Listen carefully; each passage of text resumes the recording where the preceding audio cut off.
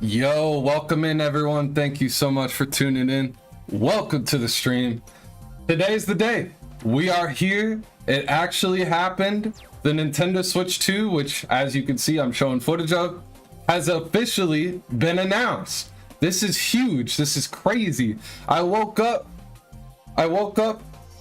like at 9 o'clock to take a piss real quick, and then I was gonna go back to sleep, and then I checked my phone and I was like, I'm gonna check my phone right now, and there's gonna be a bunch of noties, or there's gonna be absolutely nothing. You know, I was like, I don't know what to expect. Like there might be a tweet or something, and then I open my phone and it's just like Discord messages and fucking Nintendo of America Twitter and everything.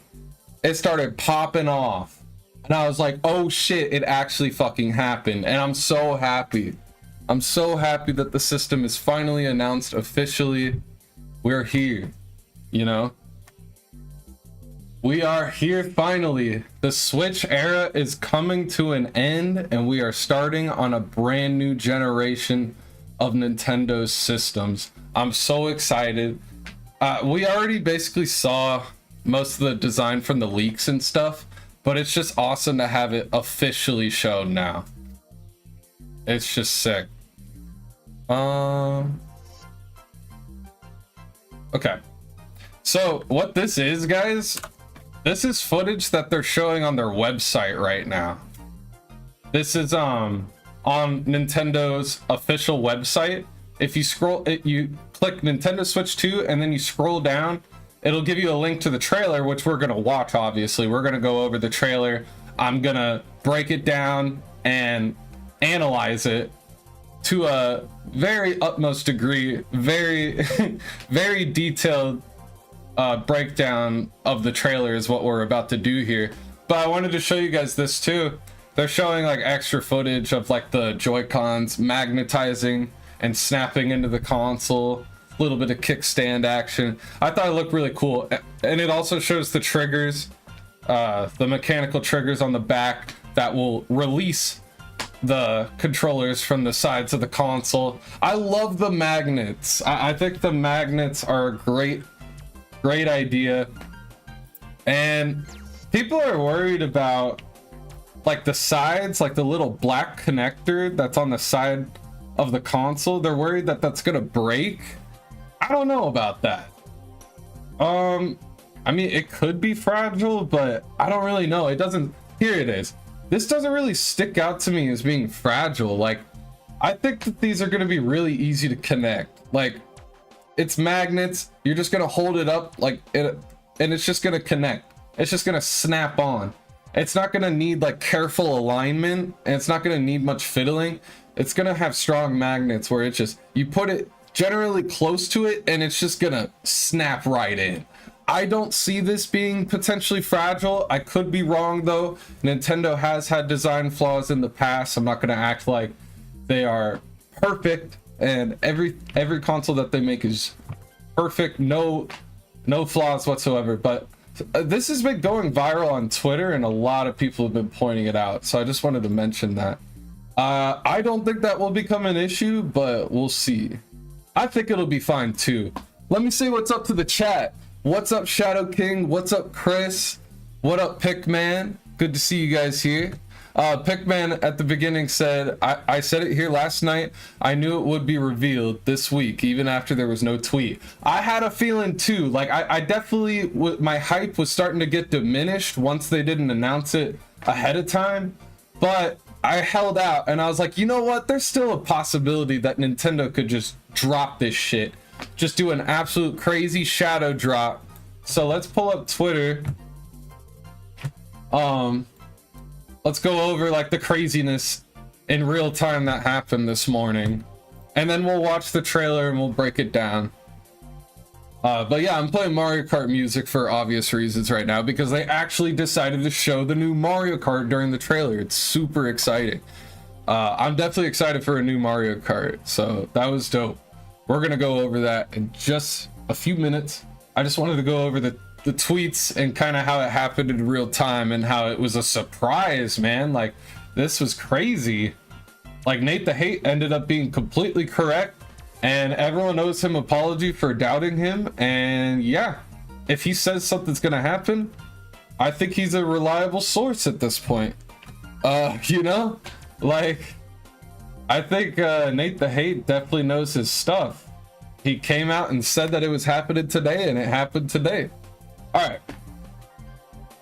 Shadow King said, that trailer completely made me change my tune from last week. Now I have to get it. I'm officially re-hyped. That's awesome. I'm glad that it officially getting announced got you excited for the system, because I knew that they would show at least one game, and like, I knew it would be exciting. Oh shit, the whole trailer is playing right there. We're about to go over that. But basically, it started out at 8:09 this morning. Here's an update from Nintendo. Please take a look. And it's just a link to the trailer. And of course, I immediately watched it. So, spoilers, guys, I've already seen it. I've already watched it like 2 or 3 times. But then they tweeted again, like, a video of it on Twitter. And it says, introducing Nintendo Switch 2, the successor to Nintendo Switch, releasing in 2025. And, like, they just fucking did it. They shadow dropped it unexpectedly, which is pretty fucking crazy. Nintendo is officially a wild company. They're so unpredictable. Like, this has been known at this point, but like, wow.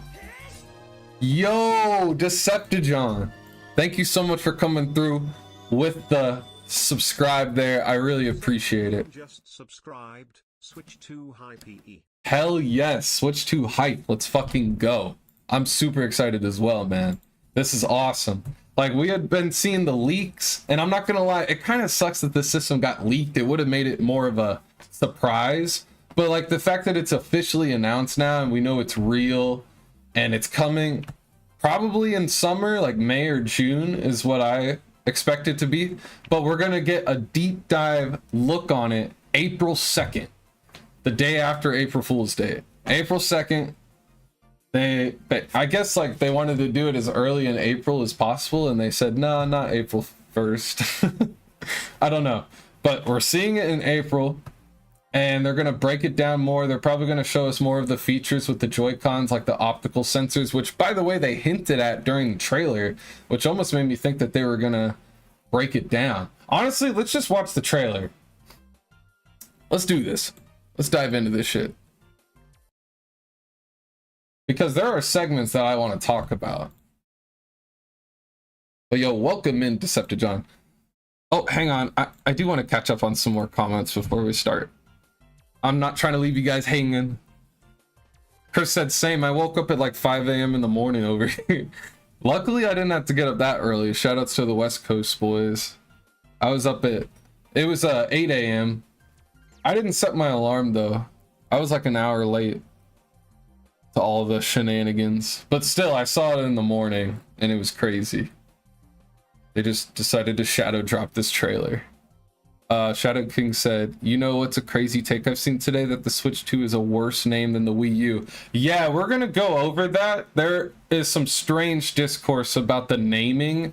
People aren't a fan of the naming when it's kind of been like a no-brainer at this point that it was going to be called Switch 2. Like, for real. And like all the leaks were saying it was Switch 2 and like the branding. Like, we already knew that was going to be a thing, and it also makes the most sense. It makes the most sense logically just to call it number 2, because it's the same concept. It's still a hybrid console,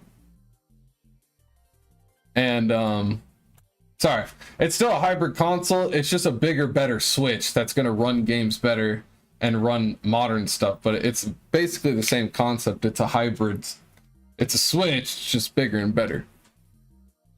Pickman said Switch 2 is real. Hell yeah. Alright guys, let's dive in. Some idiot was saying that on Twitter. Yeah, there were some head-ass takes on Twitter today.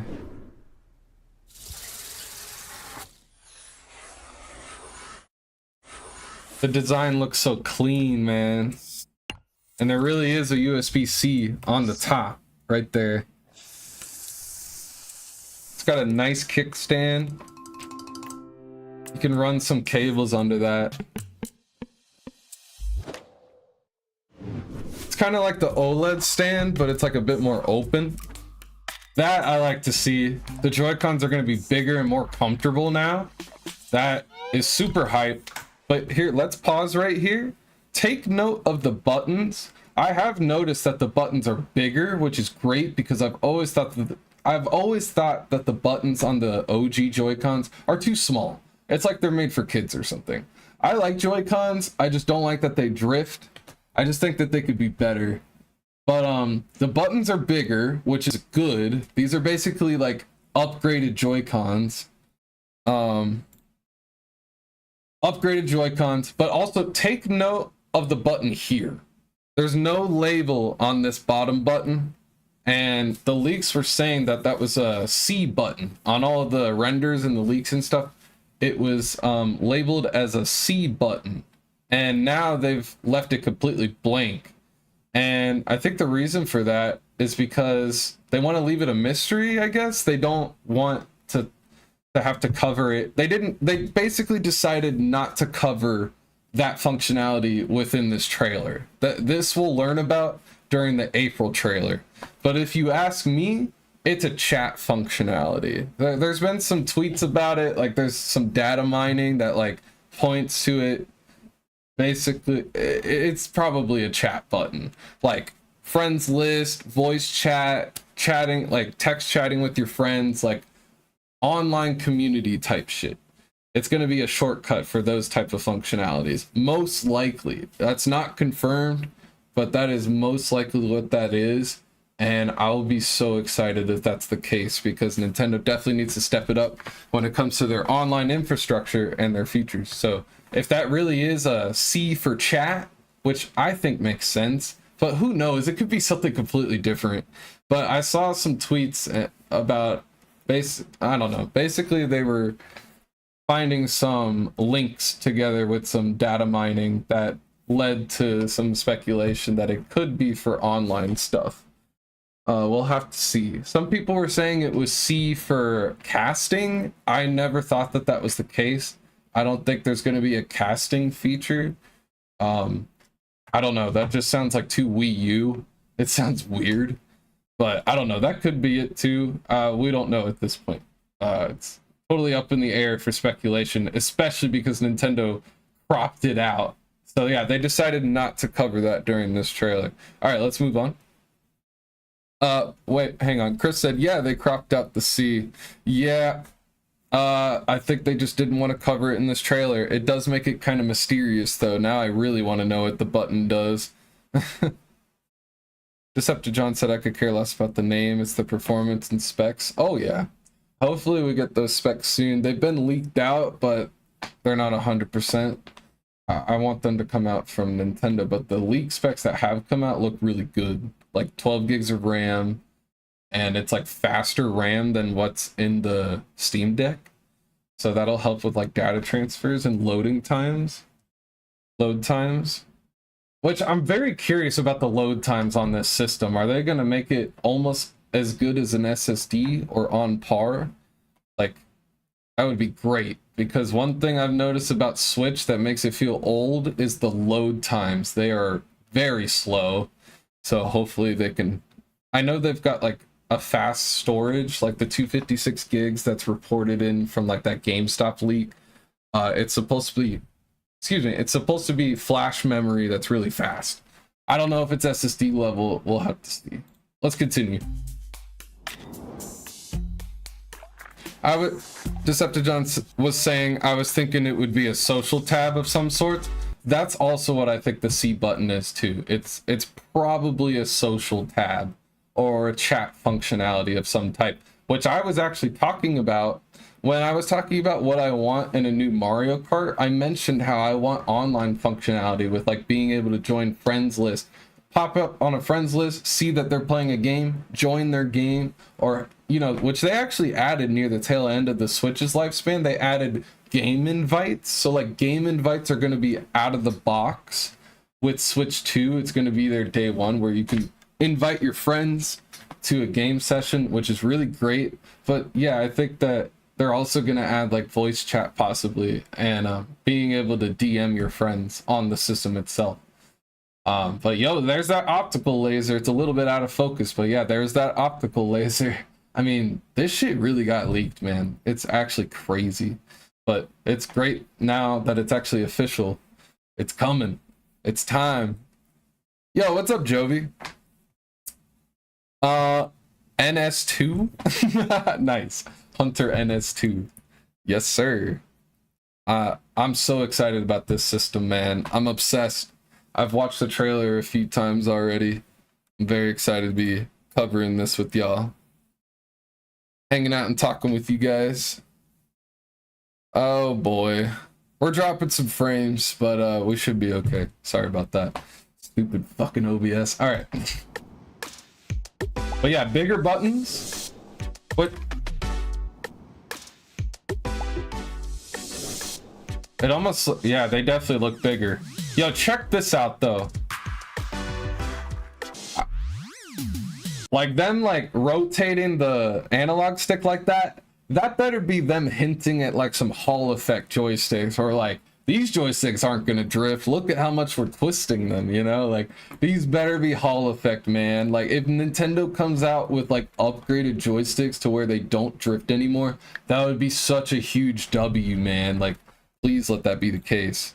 Oh, I am so sorry for not playing that at 1080. It was at 720. Okay, here's the part where I started wigging out. I was like, oh shit, are they gonna show it? But it's just a really quick transition. But yo, look at these Joy-Con straps, and they're sliding them on a fucking surface right now. Like, this is without a doubt mouse functionality. Like, it totally is. Like, I know they didn't explicitly say it, but like, look at these wrist straps that they're strapping into, and they're not holding them up in the air. They're literally gliding them on a surface. Like, this part had me hype as fuck. I was like, oh shit, are they gonna show it playing a game like with like a FPS, like a first person shooter? They decided not to, but I guarantee in April they are gonna deep dive on this functionality, on this feature. I really hope that this is just like, oh yeah, mouse and keyboard type shit. That'd be so cool. Even if it's only for like one hand, with like Mario Maker, Splatoon, just being able to aim, that would be great. But like, imagine if you could excuse me, imagine if you could plug in a keyboard and have a mouse, or just use the Joy-Con as a mouse while playing a shooter. I mean, that would be incredible. All right, I got some water in me. But yeah, I was like, oh shit, they're actually gonna show it like running a game or something, like playing a game with this. But guys, them gliding it across the surface is such a huge teaser that like, yeah, this is gliding across like a fucking mouse. Look at this. These are mice.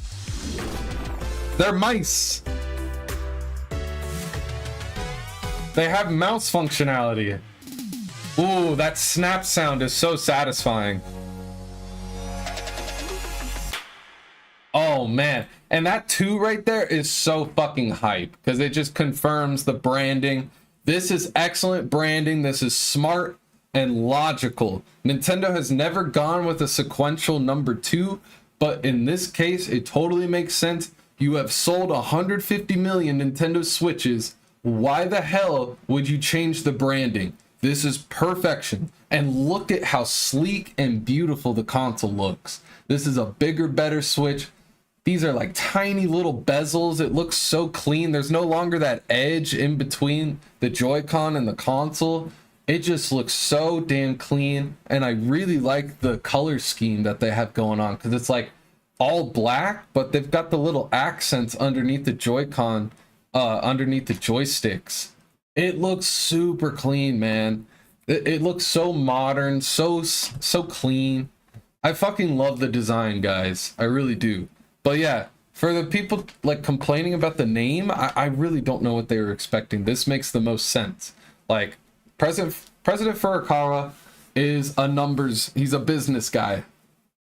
Of course they're gonna go with something smart like this, or just safe. Like the best word for this is that it's a safe decision. Like instead of trying to come up with like a weird name and confusing the customer, or like coming up with a brand new name, like it's so much simpler having it this way, because now the general consumer knows, oh, this will probably play my Switch games. Like, oh, can you play Switch games on Nintendo Switch 2? Yes, you can. It's backwards compatible.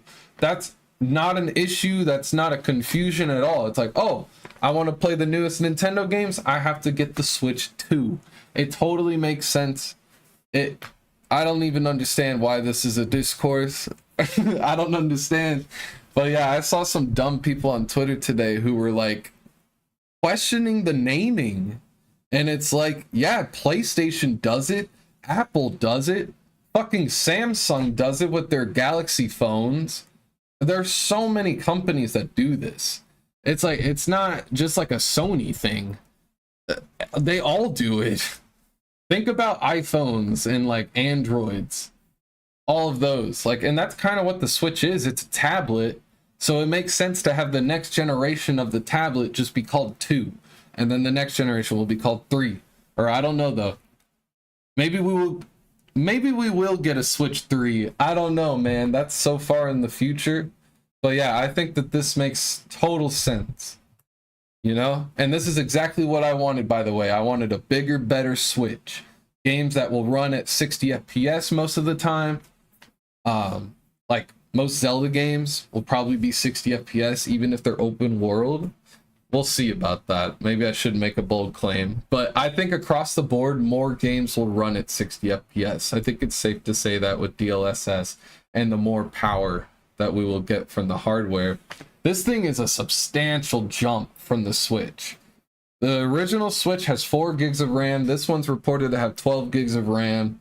It's got a Ampere architecture SoC, which basically means it's the equivalent of a NVIDIA 30 series. It's using the same technology as a RTX 30 series card. So like imagine like a mobile RTX 3050.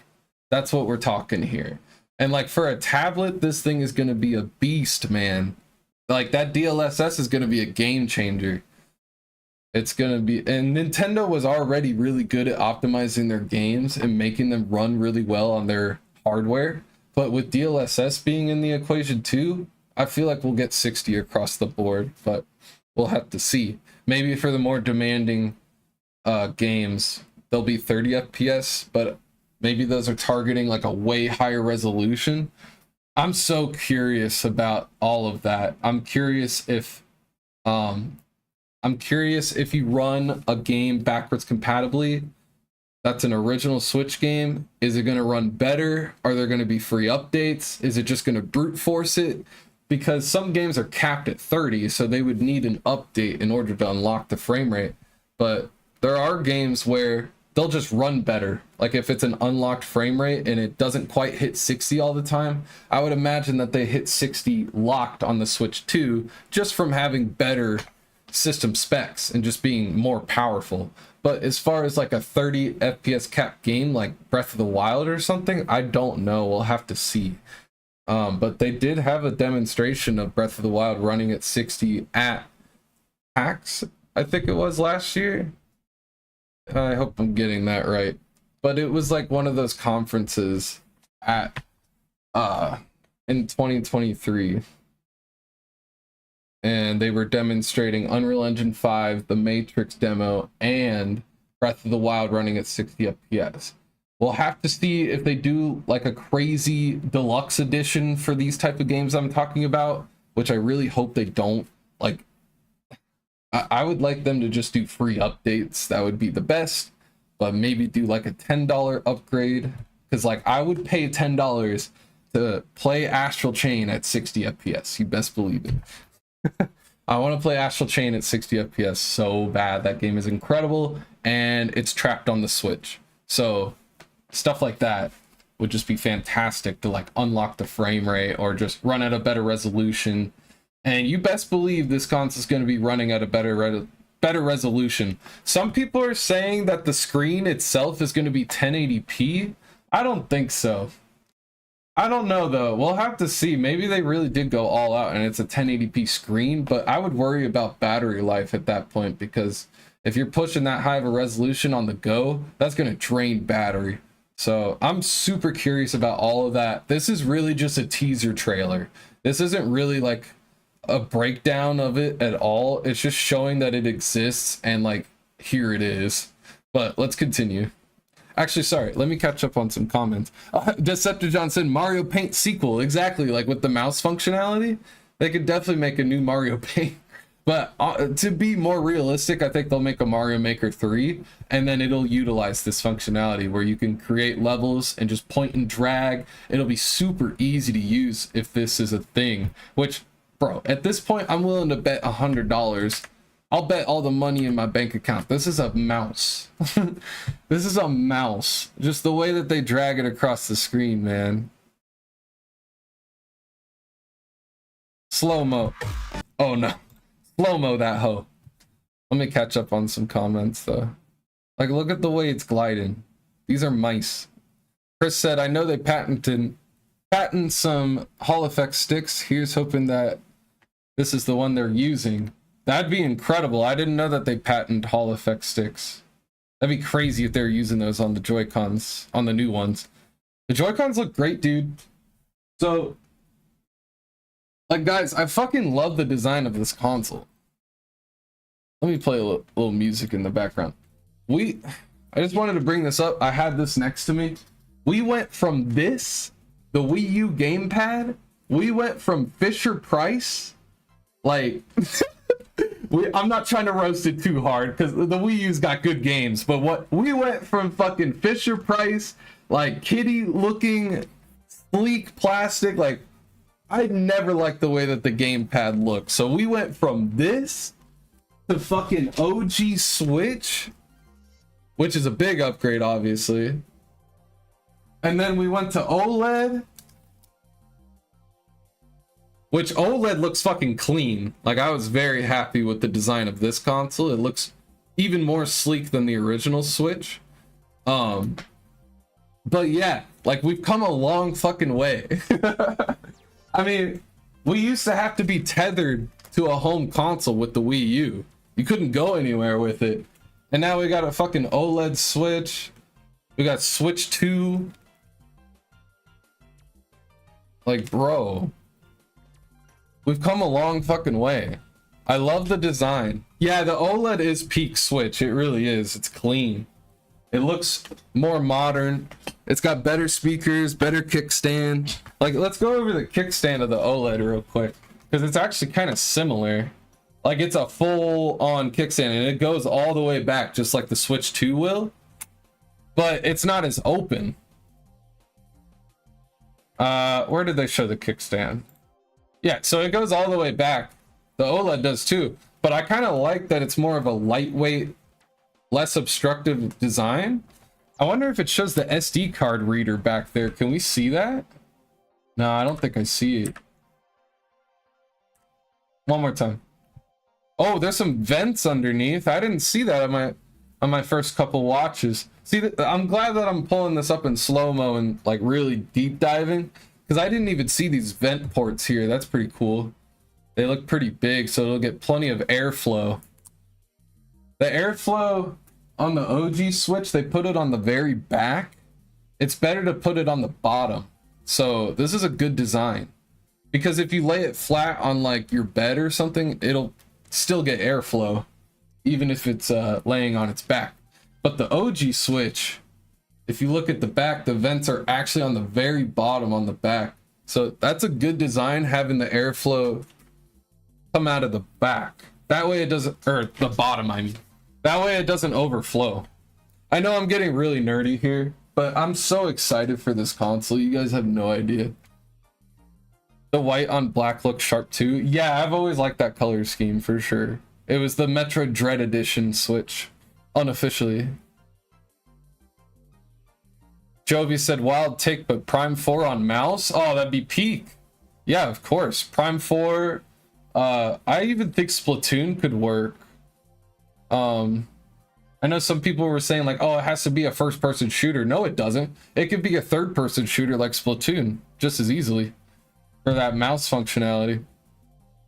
But yeah, I'm trying to see the SD card reader. Maybe that's it over there. I see the USB-C port. But yeah, this kickstand looks nice. Supposedly the Switch 2 is going to support the micro SD Express, says Shadow King. That's correct, yes. That is most likely the case because it got leaked from GameStop's inventory. Yo, look at how much bigger these Joy-Cons are. That's quite a bit bigger. That's so hype.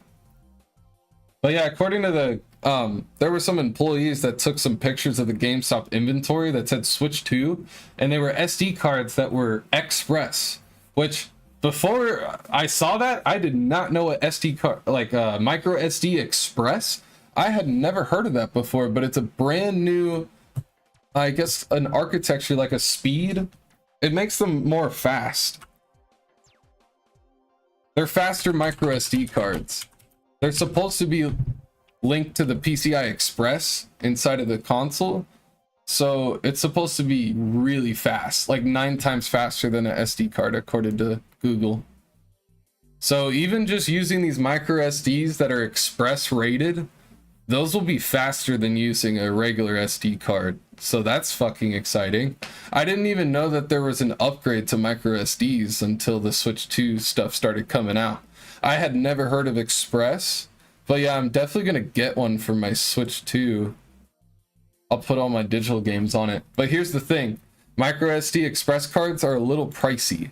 They're not as cheap as regular SD cards. They're not too bad. It's not like, you know, back when the Switch originally came out, when stuff like, what did they have, like a 400 gigabyte SD card was like hundreds of dollars. Do you guys remember that? Like the large capacity micro SD cards that are like $50 now, they used to be hundreds of dollars back in 2017. Micro SD cards have come down in price substantially, but now we got these Express ones, which I think 256 gigs are about $40. So not bad, but like $40 I think would get you a I think that same price would get you a 400 gigabyte regular SD card. So they're just a little bit more expensive. But yeah, just throwing that out there. I think it's a good idea to buy one of those Express cards so that you get faster load times. I don't want to be using a crusty old SD card if it means it's going to be loading slower. I want those faster load times. So that's super exciting. Like, I didn't even know that that was a thing. Yeah, exactly, Chris. It's a new card that is apparently super fast. Yeah, it's like a new codec. A new version of SD cards. They're like supposed to use PCI Express, which is what SSDs use too. So I don't think it'll be quite as fast as an SSD, but it'll get it more closer to that speed. which is really exciting. And then the storage on board is going to be fast too. I don't know how fast. That's something I'm also really curious about. Like, is the onboard storage going to be as fast as like a SSD, like a Gen 4 NVMe? Probably not, I would imagine, because that would be expensive. If they did put an NVMe drive in the Switch 2, it would make it more expensive. Like the Steam Decks that have the NVMe chips, the NVMe drives in them, they're expensive. They're like $400, $500. No, I'm pretty sure they're 500 plus. If you want I think the smallest version is 256 gigs. And yeah, that version's like $500. They've come down a little bit, but the OLED Steam Decks are expensive. And what's crazy is the Steam Deck OLED, they force you to get an NVMe drive on that model. There is no model that just has a regular flash memory. Yeah, it's expensive. So if you ask me, the flash storage that's going to be in the Switch 2 is not going to be as fast as an SSD that you would find in like a PS5 or a Series X. It's probably not going to be on par with like an NVMe drive, but it'll be close. It won't be like left in the dust the way that the storage was on the original Switch. The storage on the original Switch and micro SDs are really slow. So micro SD Express and the new flash storage should help with that. I'm so excited for this console, man. I know we still gotta wait a couple months for April, and then we'll really get a deep dive. But man, it's just so exciting looking at this console. And I love this comparison. Look at the original Joy-Con. It looks like a baby Joy-Con compared to that big old thing. It looks tiny. I mean, honestly, when I hold it in my hand, it is kind of on the small side. I don't think Joy-Cons are uncomfortable, but if it did take up like more of my palm there, it would probably be more comfortable. So like I bet the Switch 2 feels good, even without a grip. I've got satisfied grips. Here, I'll throw one on my OLED. I'm thinking I'm probably gonna get a satisfied grip for the Switch 2 as well. But yeah, it makes it really comfortable. But without the grip, the Joy-Cons are too small. So I think that'll make a substantial upgrade in the comfortability. Just the big size upgrade. All right, let me catch up on comments. Chris said, yeah, I didn't think that either. Too much Wii U PTSD with that. Yeah, no, they don't want another Wii U situation. So they played it safe, which was smart, calling it Switch 2. Decepticon said mouse-like controls with the rumored Master Chief Collection coming over would be a killer combo. Holy shit, Decepticon, you're thinking of some fire shit over there. I didn't even think of that. You're cooking. I didn't even think of the Master Chief Collection. That probably is coming over. Oh, here's another thing. Call of Duty. There's like a 10-year contract with Activision Blizzard, or I think it's Microsoft now, because they own them. There's a contract with Microsoft to have Call of Duty on Switch 2, like Switch hardware, for the next 10 years. So not only is there a possibility of Master Chief Collection, but dude, Call of Duty's coming over. So imagine if they add that mouse capability with the Call of Duty games coming over. That'd be cool. I would prefer them to remaster the old Call of Duties, like Modern Warfare 2 and Black Ops. Those are my Call of Duties. I don't really like the new ones, but just speaking of first-person shooters, they are coming over. Like even the new titles are going to be launching on the Switch 2, which is kind of wild because there were no Call of Duty games on the original Switch for all 8 years of its lifespan. But the Switch 2 is going to have plenty of Call of Duty titles. That's not exciting for me. I'm not a Call of Duty fan. I used to be. But that's cool though. Like speaking of first-person shooters, that's one of them that they could utilize the mouse functionality for. But yeah, no, I'm thinking more Prime 4, Splatoon, the Doom games like Doom Dark Ages. Doom Dark Ages is going to come over to the Switch 2 at some point. Not at launch and not in 2025, but maybe in a year or two they'll port it over. And like imagine playing Doom Dark Ages with the mouse functionality. That'd be so cool, man. Decepticon said Nintendo's very keen with how they market this. It's definitely showing off a mouse feature. That's what I'm thinking too, man. It's like pretty obvious too. And like I honestly thought it was gonna segue into them like demonstrating using the mouse on a game. By the way, I didn't mention the shoulder buttons.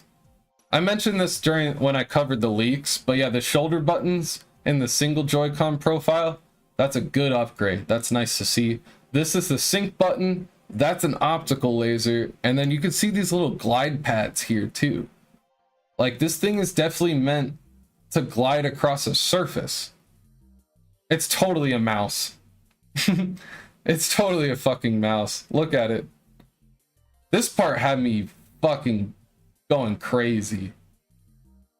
But I'm not gonna, it jumped away too soon though. It's like, oh, show it using something like, oh man, it jumps out of those things way too, the cradles way too quick in this trailer, man. I thought it was gonna show like a hand going on top of it and then they're playing Splatoon or like Mario Maker or something. Oh. Yo, what's up, Jakin? Pause, no Diddy. What did I say? Welcome in, Jakin. Chris said at least, we'll apparently have a February direct with some games to tie us over until then. Yeah, we don't even know the rest of the schedule for the year. We don't even know what else they're cooking up. I would guess that, you know, Prime 4 we know about, but I would guess that Mario Kart game that's shown at the trailer, shown at the end of the trailer, which we haven't even covered yet. I got to dive into the Mario Kart stuff, but I just can't get over the design and the mouse stuff. Like, oh, it's so hype. This part is obviously hinting at a mouse functionality, and I can't get over it, guys. Ain't no way, Jakin. I'm talking about a Joy-Con, man. Get your head out of the gutter, bruh. Lord have mercy. I'm talking about controllers. I'm talking about my joystick. All right, that's pause, no Diddy. We're talking about fucking controllers here, bro. Chill. All right, my joystick is crazy. After saying that out loud, that was kind of crazy. Decepticon said, knowing Nintendo, they'll repackage it for $60. Oh, Breath of the Wild? I hope not. Do not. Or $70, right? Now we're talking. God, no. Please, no. Let me make sure I'm not missing anything. Oh, Shadow King mentioned it earlier.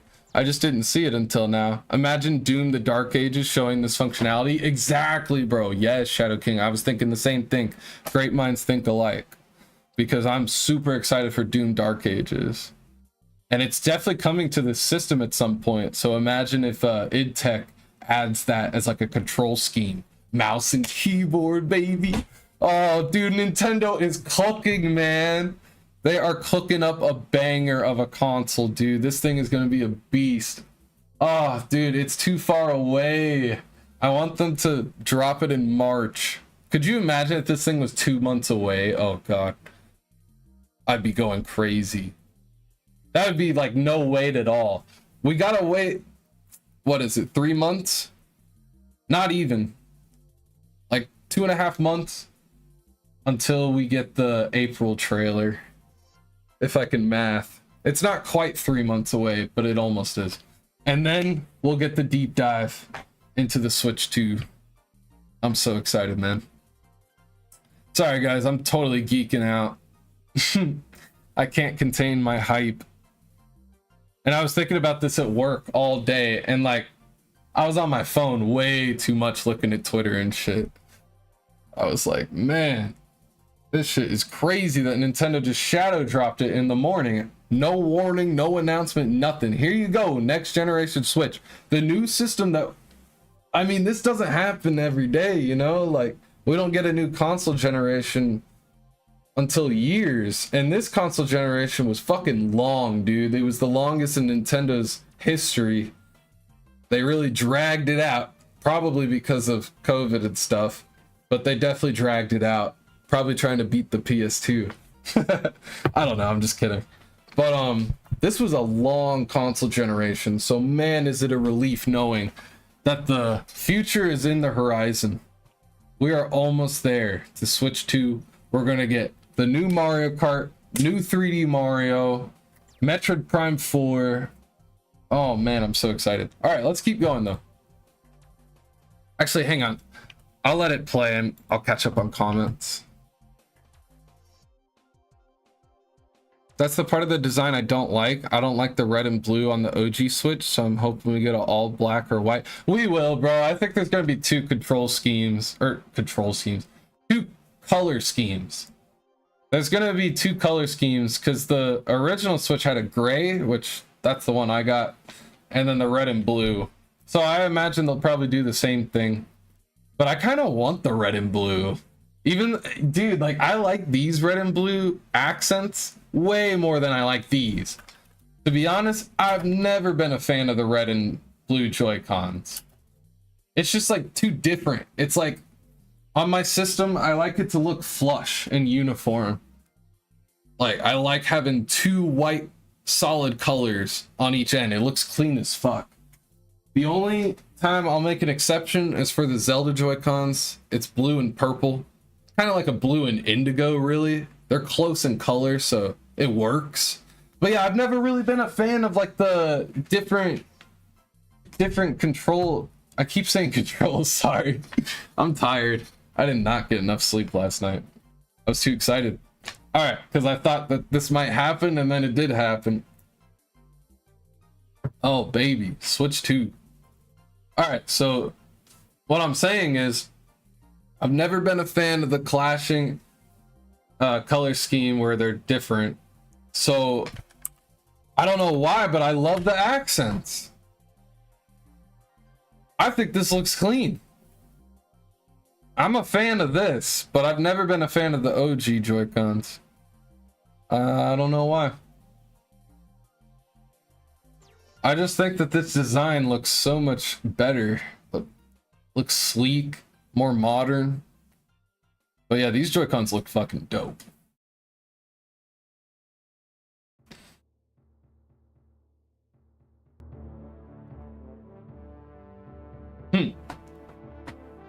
The extended version of the Wii Mario Kart Wii menu music finally was over. Just catching up on comments. I don't want to leave anyone hanging.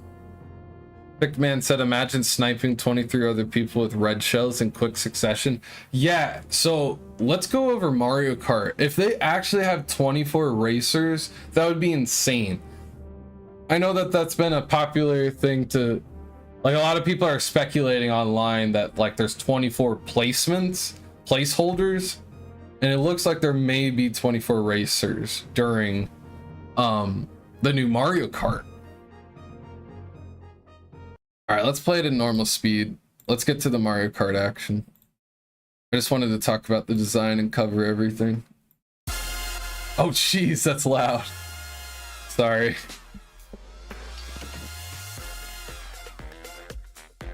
I was so excited that they showed this. I was like, please show one game, just one. And this is a really good confirmation knowing we're getting a new Mario Kart. And like, and I could tell it was a new Mario Kart right away. Like I didn't recognize that track. Oh geez, playing this again, that was really short. It felt so much longer the first time I watched this. So at the beginning, people had paused and counted these spots. So that's 6 times 4, that's 24. Normally there would only be 12. So it looks like there's a shit ton of placement in front of the starting line, indicating that there could be 24 player races, which would just be amazing. And if that's the new gimmick, that's all they gotta do. I mean, having 24 players in one race would just be unbelievable. So the tracks are gonna be huge. It's just gonna be fucking chaotic. This is gonna be amazing, dude. I'm so excited for this. I've been waiting for a new Mario Kart for a long time. We all have. But like, I'm tired of Mario Kart 8 personally. I'm so sick of it. So like, I need this. But yo, I will point something out. Yo, there's the Donkey Kong model. There's the new Donkey Kong design. That's something that I'm not really a fan of. What do you guys think? I know it's like more in line with the movie DK, but I don't think I like it that much. Like, dude, I love the rareware version of DK. Like, don't change it. Like, the rare version of DK is perfection. It's iconic. There is no reason to change this freaking design, man. Am I the only one pissed about this? I'm legit mad. I don't like it. I don't want them to change DK's design. I legit don't like this. I mean, I was just playing Donkey Kong Country Returns last night, and he looks great in that game. Why not just keep it the same? I don't get it. Fuck Seth Rogen. If Seth Rogen is the reason for this, I'm kidding. Obviously, he's just a voice actor. And Seth Rogen's funny as fuck. I love Pineapple Express. That movie's funny as fuck. He's in a bunch of funny movies. But and I like the Mario movie, by the way. Don't get me wrong. I do like that movie. I think it's good. But yeah, whoever made the call for this, like maybe just to make it more recognizable, because that's the design that they went with in the movie.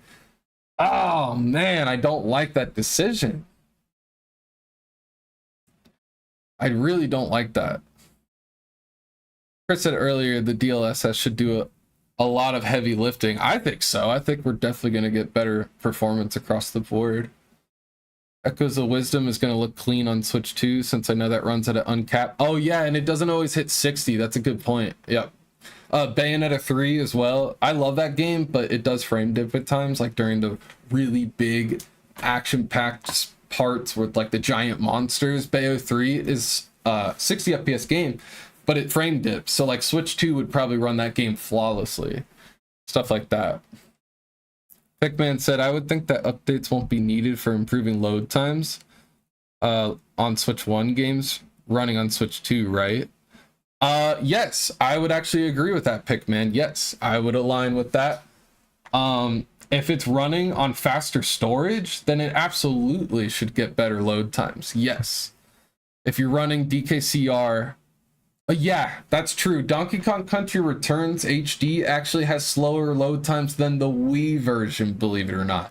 Which actually makes sense because there's more assets, there's higher fidelity assets that it's loading, so it's more data that it's loading between levels as opposed to the Wii version. But yeah, you could kind of feel it. Like, I love the load screens in Donkey Kong Country Returns. It's a vibe, so they can kind of get away with it. But they are kind of long. They're like 10-15 seconds. So if you played that game on a Switch 2, it would probably be more like 5 seconds, I would say. Maybe even faster than that. Maybe it's like fucking lightning quick. We'll have to see. But I would guess that it would probably cut the load times in half, at least. I think it'll cut the load times in half. I mean, that's bare minimum. They'll probably be even faster than that. All right, I'm just catching up a little bit. I know you guys were talking about DK. I really want your guys' opinion on this DK. Because I don't like it, man. They can keep this DK, man. The fuck is this? Maybe I can zoom it in on me. Oh my god, this is what people are doing on Twitter. No wonder it looks so pixelated. Now that I'm doing it myself, yeah, it's just pixelated no matter how you cut it. I don't like it, guys. They can keep this DK, man. I'm really excited about the Mario Kart game, and I don't want to take away the hype from that. But if this is going to be how they handle DK's design from now on, I don't like that personally. That's just me, though. Yo, welcome in, VC. What's up, bro? Here, 1 second. Let's play some DK music. Mining Melancholy. Absolute banger. Alright. I now expect Seth Rogen's laugh, lol. Please, no. Nindy said, finally, new Mario Kart. For real. About fucking time. It only took them 10 years, right? Didn't Mario Kart 8 Deluxe come out in 2014? It's been an insanely long wait. Chovy says, you have the best of both worlds, the gray and the blue-red. Yeah, I agree. I like the design that they showed in the trailer. I think the colors look good. Nindy says, I just wish they colored the face buttons, not just accents under the thumbsticks. Oh, I like it though. It's like subtle. It's like an undertone. I love it. Yo, what's up, Zuri? My bad if I missed your comments. Train rides are going to be way more interesting with the Switch mouse. Maybe. I don't know. I don't know how you would pull that off in tabletop mode. Maybe put it on your lap.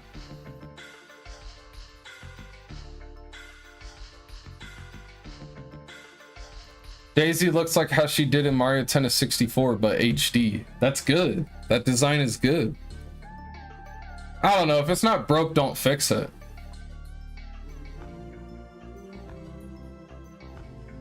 Zuri says, I like the new DK. Can't tell from just a still, but I like the raccoon eyes. Okay, maybe it'll grow on me when we get like a better look at it. The most insane is we gonna see Seth Rogen Donkey Kong in the new Mario Kart.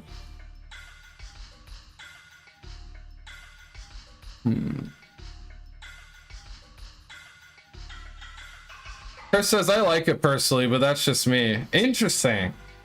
Chris is a die-hard Donkey Kong fan, so I definitely was curious what you thought.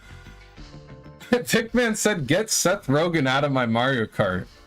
That's what I'm saying. I just don't like the implications of carrying over movie designs into the games. Keep them separate. See, Pickman is spitting right now. I totally agree. I totally agree with what Pickman is saying. Just keep the design separate, but it's too late, I guess. I think they're already going through with it. This Is the End is a classic. That is a funny movie. I've only seen it once. I should revisit that one. But yeah, I totally agree. Keep the movie and game design separate, but oh well. If that's what they end up, if that's the final design they go with in Mario Kart, that's okay. That's fine with me.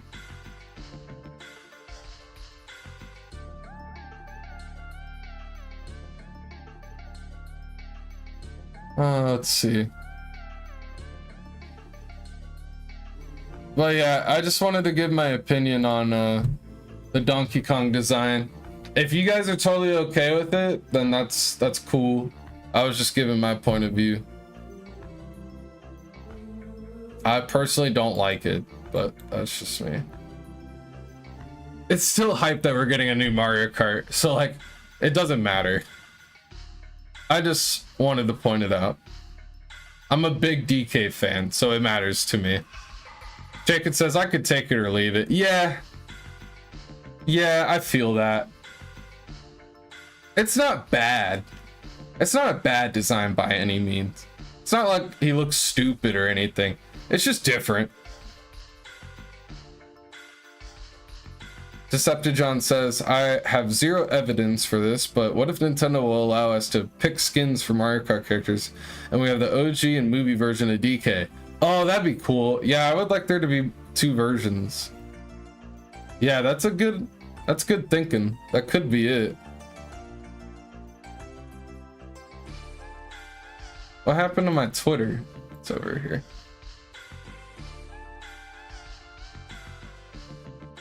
I want to drop my YouTube link underneath. Just give me 2 seconds. I meant to do that way earlier.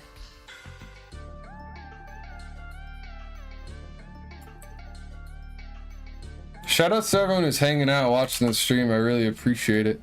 Shout out to all the homies here. I really appreciate you guys. I hope I'm doing a good job of catching up on comments. I was definitely yapping for a little bit there, so I didn't want to miss anything you guys were saying. Pickman said, the movie was cute, but don't let it influence the games. It's still an Illumination movie more than anything. I totally agree with you, bro. I'm glad someone here agrees with me. Hell yeah. But it is what it is. If that's the final design, I'm not tripping about it. I just wanted to point out that I'm not a big fan. Oh, so here's the new doggy, the dog face controller. That's the grip that you're gonna slide the new Joy-Cons into, and it says Switch 2 right on the front label. There's the dock, which they did show the dock. It's uncovering a good amount of the screen at the top. It makes me wonder if like they'll have a clock shown at the top or something displayed. On the current Switch, it shows like a little battery icon, which is really cool. But yeah, I wonder if like they'll show some information, like a clock or something on the bar there. That'd be cool.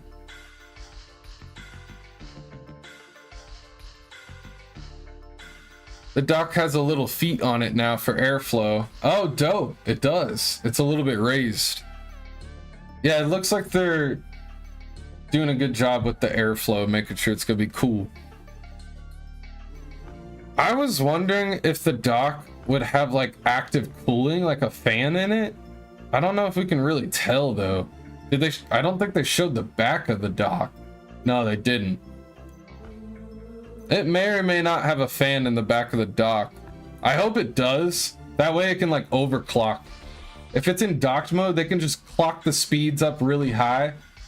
Clock the clock speeds really high and just get the most performance out of the Switch when it's docked, because battery doesn't matter at that point. So as long as the chip is running at a low enough temperature, they could set it at a higher clock speed and get some more performance out of it. So I hope that the cooling is all good, because it'd be nice if they could just like go all out in docked mode and get some high resolutions, like 1440p possibly. 1080p standard, 1080p or higher, but like it'd be cool if it could get like 1440p or something, or let alone 4K. I'm not gonna throw 4K out there, but 1440p sounds more reasonable. But with DLSS, you never know. Maybe they will upscale some games to 4K. That'd be incredible. Yo, what's up, Mads? It's been a hot minute. How you been? Yeah, we're talking about the Switch 2. It got announced today. It's fucking exciting, man. I'm super hype about it. Busy girl here. Word. I'm doing well. I'm all right. I'm chilling. I'm super excited about the Switch 2, so I'm happy to be here talking about it. We are going to be playing Donkey Kong Country Returns later. I'm excited to play more of that. So I'm doing good. I'm happy. Hope you're doing well, Mads. Hope you get a day off, or you can relax soon. Hope you're not too busy. And I hope you've been doing well. Doing my best. Hell yeah. Are you excited about the Switch 2, Mads? Would you possibly pick it up day one? I know that you're more of a PC gal now. I know you're more on PC more than anything. But yeah. I mean, new Mario Kart's pretty exciting. Perchance, but I broke. I feel that I'm definitely gonna have to save up for Switch 2, but I have to have it day one. I need it.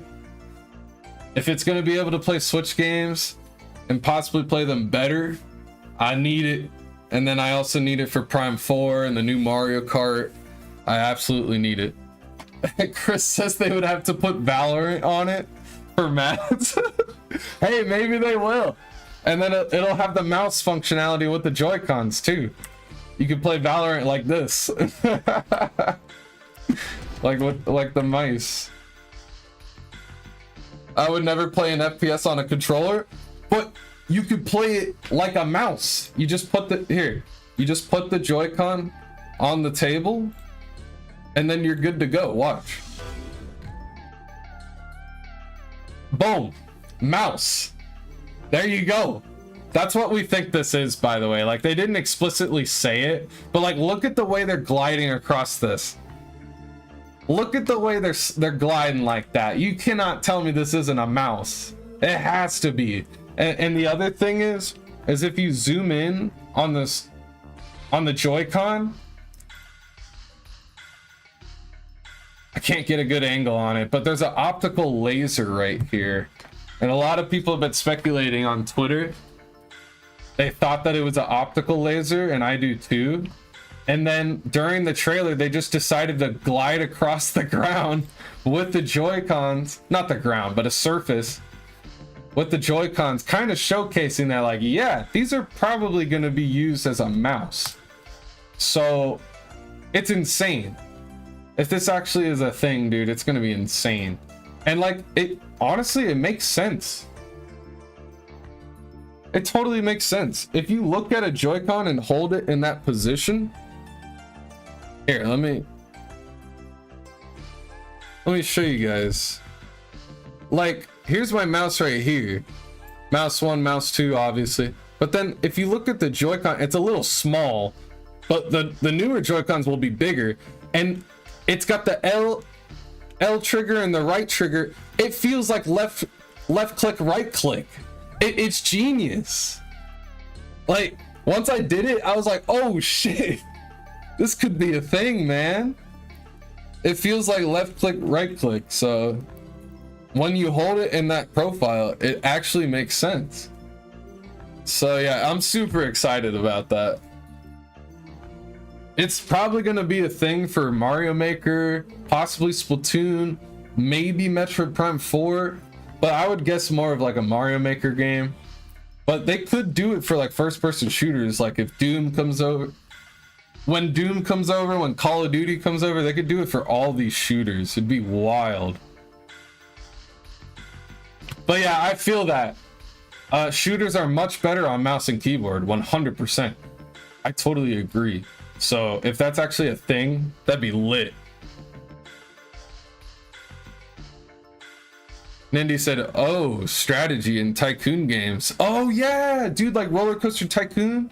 Like, there's a Roller Coaster Tycoon 3 port, and it's good. But dude, if you could use it on a mouse with the Joy-Con, oh, that'd be so much better. Here, I was actually playing it the other day. I don't know if it'll focus, but Roller Coaster Tycoon 3. I bought it on the Switch, and it's mad solid on button controls, believe it or not. But yo, on a Joy-Con with mouse, that'd be so much better. Yeah, you're absolutely right about that, Nindy. Very true. And there's other strategy in Tycoon games that they could do that with as well. Decepticon said, but will it have Netflix? I don't know, man. We got, you know what's the weirdest thing about that is we got Hulu. We got YouTube. We had Twitch for like a couple months or a year. They got rid of Twitch, I guess because of the chat. They couldn't get the chat functionality to work. So you could just watch Twitch. That was it. They got rid of that. There's YouTube. Oh, Crunchyroll. That's right. And Hulu. That's it. I don't know why there's Hulu, but no Netflix. It makes no sense. But yeah, maybe we'll get that on the next console. Mad says, ooh, I see. Yeah, isn't that dope? If that ends up being a thing, that'd be so fucking cool. I could see like some accessories being made for that to make it more comfortable. Or Nintendo just lets us plug in a mouse and keyboard to the dock, possibly. Oh man, the possibilities. Super exciting. All right, let's go over some more Mario Kart though. I feel like we didn't touch on this enough. So, that song is such a banger. I feel like I just killed the vibe when I turned it off. So, Mario Kart. Let's slow it down here. Guys, I'm going to be brutally honest with this footage. I could tell it's a new Mario Kart game, but this was not the graphical leap that I thought it would be. I know this is a little bit negative of me to say, but like, this isn't like the big jump that I was expecting. Like, I know this is YouTube compression and it'll probably look better when it's like running in person on a Switch 2. But like, remember Mario Kart Wii to Mario Kart 8 on the Wii U? That was a big jump graphically. So like these textures here, like I'm not super impressed with what I'm seeing. I think it looks big in scope, which is awesome. Like I like what I'm seeing as far as like the scope of the game. I'm not blown away by the graphics. That could be me being a PC gamer now. I'm more of a graphics whore nowadays. I could just be being a stickler, but this just isn't like a huge generational jump for me. Mad said graphics whore. I know, and I know I'm gonna get flack for this, and maybe some people will tune out. They're gonna be like, fuck this guy, he's a Nintendo hater, what a jackass, who cares about graphics. But like, think about it, Mario Kart Wii to Mario Kart 8 on the Wii U, which was like a few years, like 4 or 5 year gap, that was a big ass jump. Going from Mario Kart 8 to the next one, I felt like it was gonna be just, I don't know, more impressive. I understand that they're gonna target 60 FPS. That's a given. So obviously their target is 60, and maybe they have to draw back the graphics because it's gonna be a big game. Like, if it's really gonna be 24 players, or you know, like if the scale of the game is really that big where there's 24 players and you're on like this big highway, like this highway track looks really cool, it's got a pit stop, then I get it. But me personally, I was expecting a bigger jump. Fuck this guy's opinion. I'm unsubbing. I'm weak at Jovi. No, don't do that. No. I'm sorry, I take it back. No, I'm that is how I feel though, guys. I'm just being honest. New vehicle type was shown. Sleds? Huh? There's whoa, how did I miss that? VC, thanks for pointing that out. What the shit?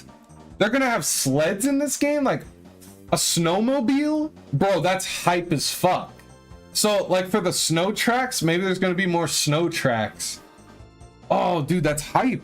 There's a snowmobile. That's really cool. There's obviously motorcycles. The rest of these cars look really cool.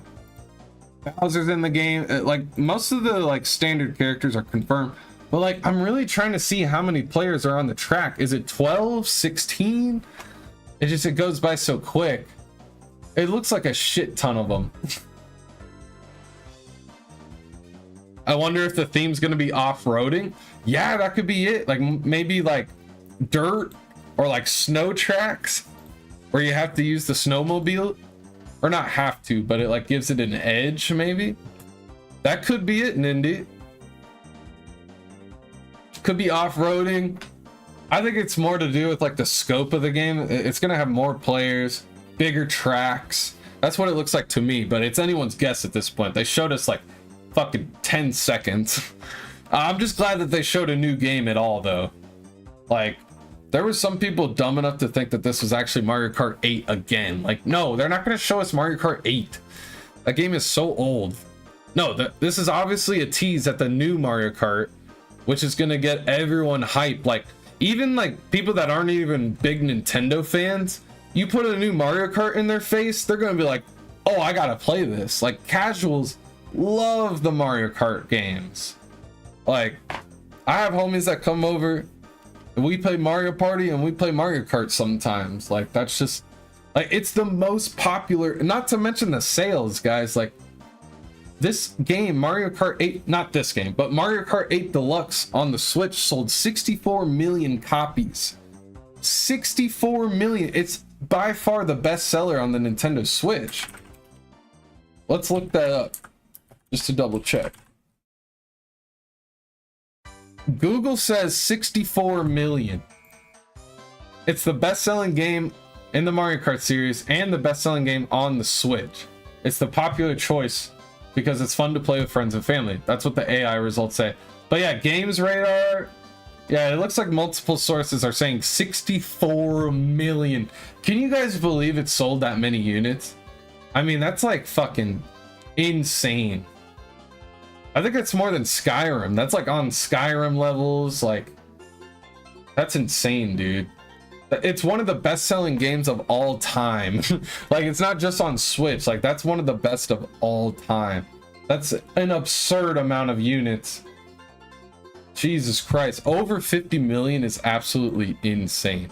Wouldn't be surprised if it hit 70. Maybe down the line. but the attach rate is so fucking high for that game. Like, especially when the console first came out, the attach rate was like almost 1-to-1 or like 1-in-2. I think the attach rate was like at one point 1-in-2. Like, it was a 50% attach rate. 1 out of every 2 customers bought Mario Kart 8 Deluxe with their Nintendo Switch. I mean, that is just a mind-blowing attach rate. That's just like, basically, you buy a Switch, you buy Mario Kart with it. It's like the combo game. So of course Nintendo is showcasing the next generation Mario Kart game for their next system. This totally makes sense. Not only is it time, because it's been so fucking long since we've gotten a new Mario Kart, it's criminal how long it's been, honestly. They covered us with the amount of tracks. Like, I was happy with the quantity of tracks that were added with DLC to Mario Kart 8 Deluxe. They held us over decently, but man, it's been a long fucking wait for this game. So yeah, of course, like, the timing makes sense, but this also makes sense from a financial standpoint and a business standpoint. This is the best-selling franchise on the Switch. Of course you're going to showcase the new one so that people get hyped to buy the new system. You get Switch 2, you get to play the new Mario Kart. It's smart marketing. Like, I gotta say, the marketing of this trailer, really good. It's more of a teaser. Like, God, I really wish that they covered more of the Joy-Con stuff. They just kind of glided over it. No pun intended. But, yeah, we really need a deep dive for this shit, man. But hey, I'm excited with what they showed us. The magnets are confirmed. The C button is not confirmed. But like, the mouse stuff is kind of confirmed based on like what they were teasing there.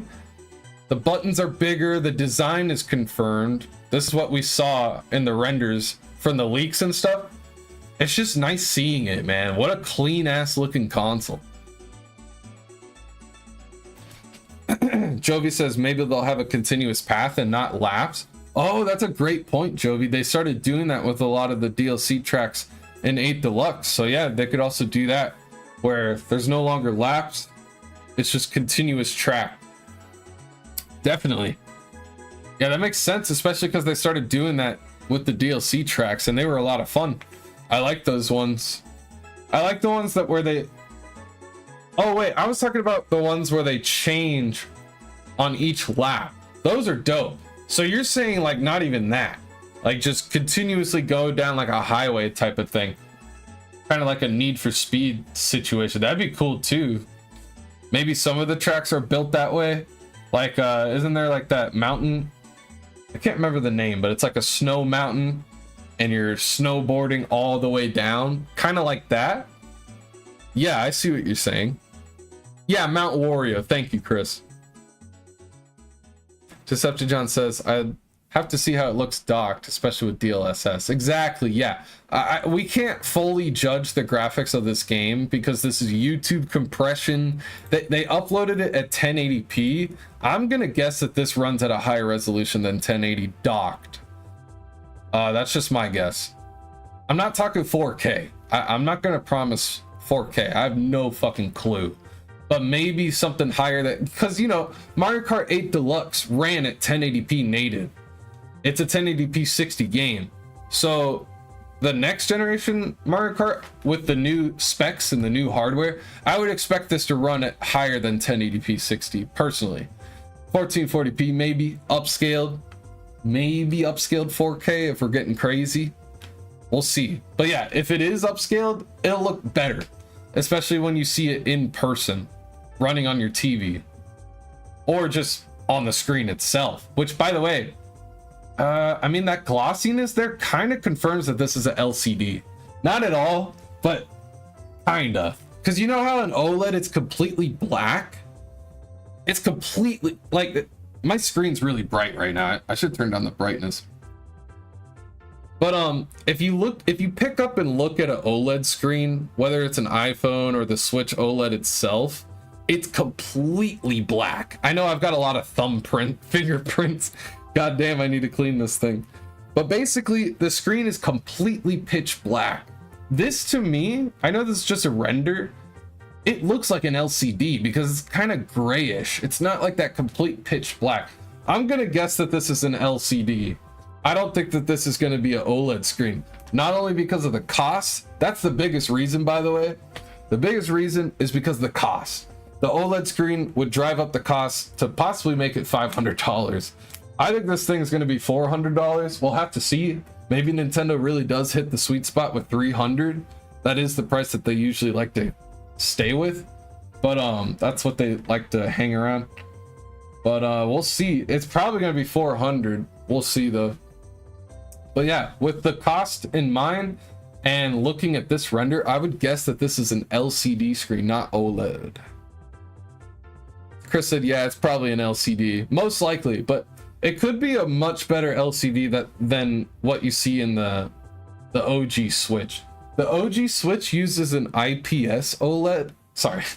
It uses an IPS LCD, and it's not bad. It uses an IPS panel, so it's not bad at all.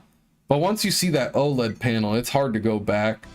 But the good news is it's gonna be an 8-inch screen. It's an 8-inch screen, so it's gonna be much bigger. This thing is gonna be awesome. It's gonna be an upgrade because it's gonna be a 8-inch big ass screen. But yeah, I've heard that the PlayStation Portal uses an LCD, and everyone says that the display on the PlayStation Portal is actually really nice. They say that the display on the PlayStation Portal looks good, even though it's not an OLED. So that gives me hope that maybe they'll go with a high quality LCD that's not quite as expensive as an OLED, but still looks better than the display that's on the original Switch. I'm gonna guess that's the case. It's probably gonna be a high quality LCD that looks much better than the original Switch. Decepticon said the PS Portal screen is really nice. That's awesome to hear. And yeah, that doesn't use a OLED. I'm looking up the screen type. Yes, so right here, I Googled it. The PlayStation Portal has an 8-inch, oh, same size, an 8-inch LCD screen with a 1080p resolution, 60 frames hertz, 60 frames refresh rate. That's good. So yeah, this handheld is 1080p, but it's a streaming tablet. It's streaming games, it's not playing them natively. That's how it's able to have a 1080p screen. Streaming games is not nearly as demanding, and it doesn't take nearly as much battery life. So this is a 1080p 8-inch LCD, and everyone says it looks great. That's very promising. I hope that Switch 2 uses a similar LCD. I personally do not think that the Switch 2 will have a 1080p screen, and the reason why I think that is because the Steam Deck doesn't even have a 1080p screen. That launched at $400. That uses an 800p screen. It's like a weird aspect ratio, so it's not 720. It's like a little bit higher.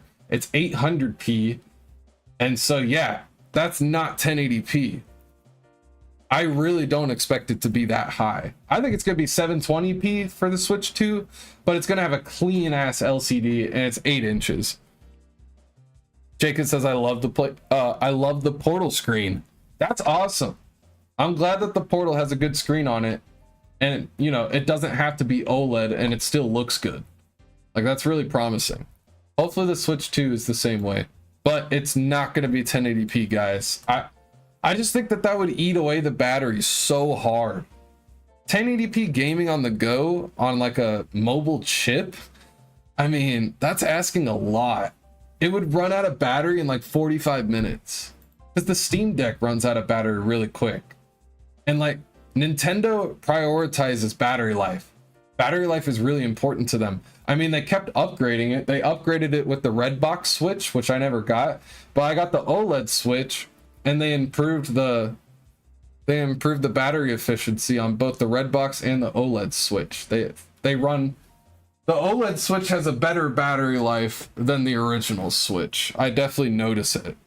So with that in mind, like them increasing the efficiency and increasing the battery life over the Switch's lifespan, like with revisions, that's like a telltale sign to me that Nintendo very much prioritizes battery life. They don't want you to run out of battery in like 2 hours or 1 hour. They want you to have a play session of like 3 to 4 hours. I I think with like the most demanding games, like how long does Tears of the Kingdom get on a Switch OLED? And by the way, I don't even think it matters if it's an OLED. I think the red box and the OLED have the exact same battery life. I'm pretty sure. The only difference with the OLED is just the screen, the speakers, and the kickstand. And you also get a LAN port. So, speaking of which, the Switch 2 will probably have a LAN port day one, which is very nice. That's a good thing. I couldn't believe the original Switch didn't have a LAN port on the dock. But the OLED dock does, so that's definitely a sign. The Switch 2 is probably going to have a LAN port, so no excuses. No excuses. You guys gotta wire up and use your LAN. Wire up and LAN up when you're playing Smash and Mario Kart. Mario Kart doesn't matter as much, but like Smash for sure. But yeah, having a LAN port is nice. What's like the Tears of the King Switch? It's like 3 to 3.5 hours, right? I don't know. I've never played Tears of the Kingdom like longer than like 2 to 3 hours in handheld. Jovi says, maybe I don't want to wire up. You're gonna wire up and you're gonna like it. Yeah, you have to. Because I said so, and because Sakurai said so too. And you better listen to Daddy Sakurai. He is a god. No, I'm kidding, but he is a god tier developer. And he did tell everyone to wire up for Smash Ultimate, just saying. Jovi, you know this, obviously. I know you're trolling. Chicken says, I'd assume 720p handheld and 1440p docked with upscaling, like the Series S. Exactly. I'm thinking the same thing. Yeah, and that's like realistic. I feel like that's the most realistic. If we go into this thinking, oh yeah, Switch 2, 1080p handheld, 4K docked. I mean, you're setting yourself up for disappointment. This thing is a handheld first and foremost. It's a mobile chip. It's not a x86 type of system like a PC. Like PS5 is set up just like a PC where it's plugged into the wall. It can draw plenty of power. It doesn't have the limitations of being on the go on battery or just being in that small form factor. Like you also have to keep in mind the size of the console. Like the Switch 2 is going to be bigger, but it's still much smaller than something like a PS5 or a Series S. I mean, it's like pretty impressive that's going to come close to a Series S. It's not going to be as powerful as a Series X though. But here's the thing that's crazy. The Xbox Series S only has 8 gigs of RAM. The Switch 2 is rumored to have 12 gigs of RAM. That's 4 more gigs, which is going to give a lot more wiggle room for the developers with everything. That makes a huge difference. When the original Switch was first being announced and was like being developed, this was reported and this was true. Capcom intervened with Nintendo's development because they heard that it was only going to have 2 or 3 gigs of RAM. I think it was 3 gigs of RAM. And Capcom convinced Nintendo to add 4 gigs of RAM to the original Switch. It was going to launch with less RAM if Capcom didn't intervene and say, no, you really need more. You need at least 4 gigs of RAM. That really helped out with the Switch getting more third-party support. If the Switch 2 ends up getting 12 gigs of RAM, which is more than a Series S, it's going to have very high potential to have much more third-party support. We're going to have much more modern games just like dropping. Maybe not day and date, but more so. Like more modern games like Dragon Ball Sparking Zero or like Path of Exile 2. Marvel Rivals. Like Marvel Rivals doesn't run on PS4. It's not a last gen game. It's only on this current generation. You can't play Marvel Rivals on a PS4, but I can guarantee we're going to play Marvel Rivals on a Nintendo Switch 2. I think it's going to happen. It's a popular game, and this is going to be a popular system. I think for sure Marvel Rivals will come over, and we might even be playing it with the mouse functionality of the Joy-Con. We shall see. That'd be so sick. I haven't tried Marvel Rivals yet, but I've heard it's really fun. I've just been busy with other games. But yeah, I think Path of Exile 2 could also possibly come to the Switch too. That game's fantastic and it's going to be free to play. That'd be awesome if it would be cross-play and playable on the Switch too. Deception John said, I'm playing Rivals right now. How awesome would it be if it came out on Switch too? I think it's a likely possibility. You know? I think games that aren't dropping on PS4 anymore will come over to Switch too. Like, a big hindrance for the Series S is the fact that it's 8 gigs. It's like actually wild that they launched that system at only 8 gigs. The Series X and the PS5 are both 16 gigabytes. 16 gigabytes is plenty. That's how much my PC has. I'm gonna upgrade my RAM when I feel that I need to, but I'm chilling with 16 even on my PC. That my PC does 4K 60 gaming like no problem. I could throw ray tracing at it. You know, I've got a really good GPU. I've got a 4070 Ti. It's powerful. And I've only got 16 gigs of RAM. That's the same as what you would find in a PS5. So like the fact that the Series S is only 8 gigs is insane. And it actually led to problems with Baldur's Gate 3. And there's been other games too where they don't come to Xbox day and date with PS5. And it's actually because of the Xbox Series S holding back the development and making it take longer for it to come out on that system and coming out on Xbox in general. So they actually shot themselves in the foot launching with 8 gigs on that system. It's crazy.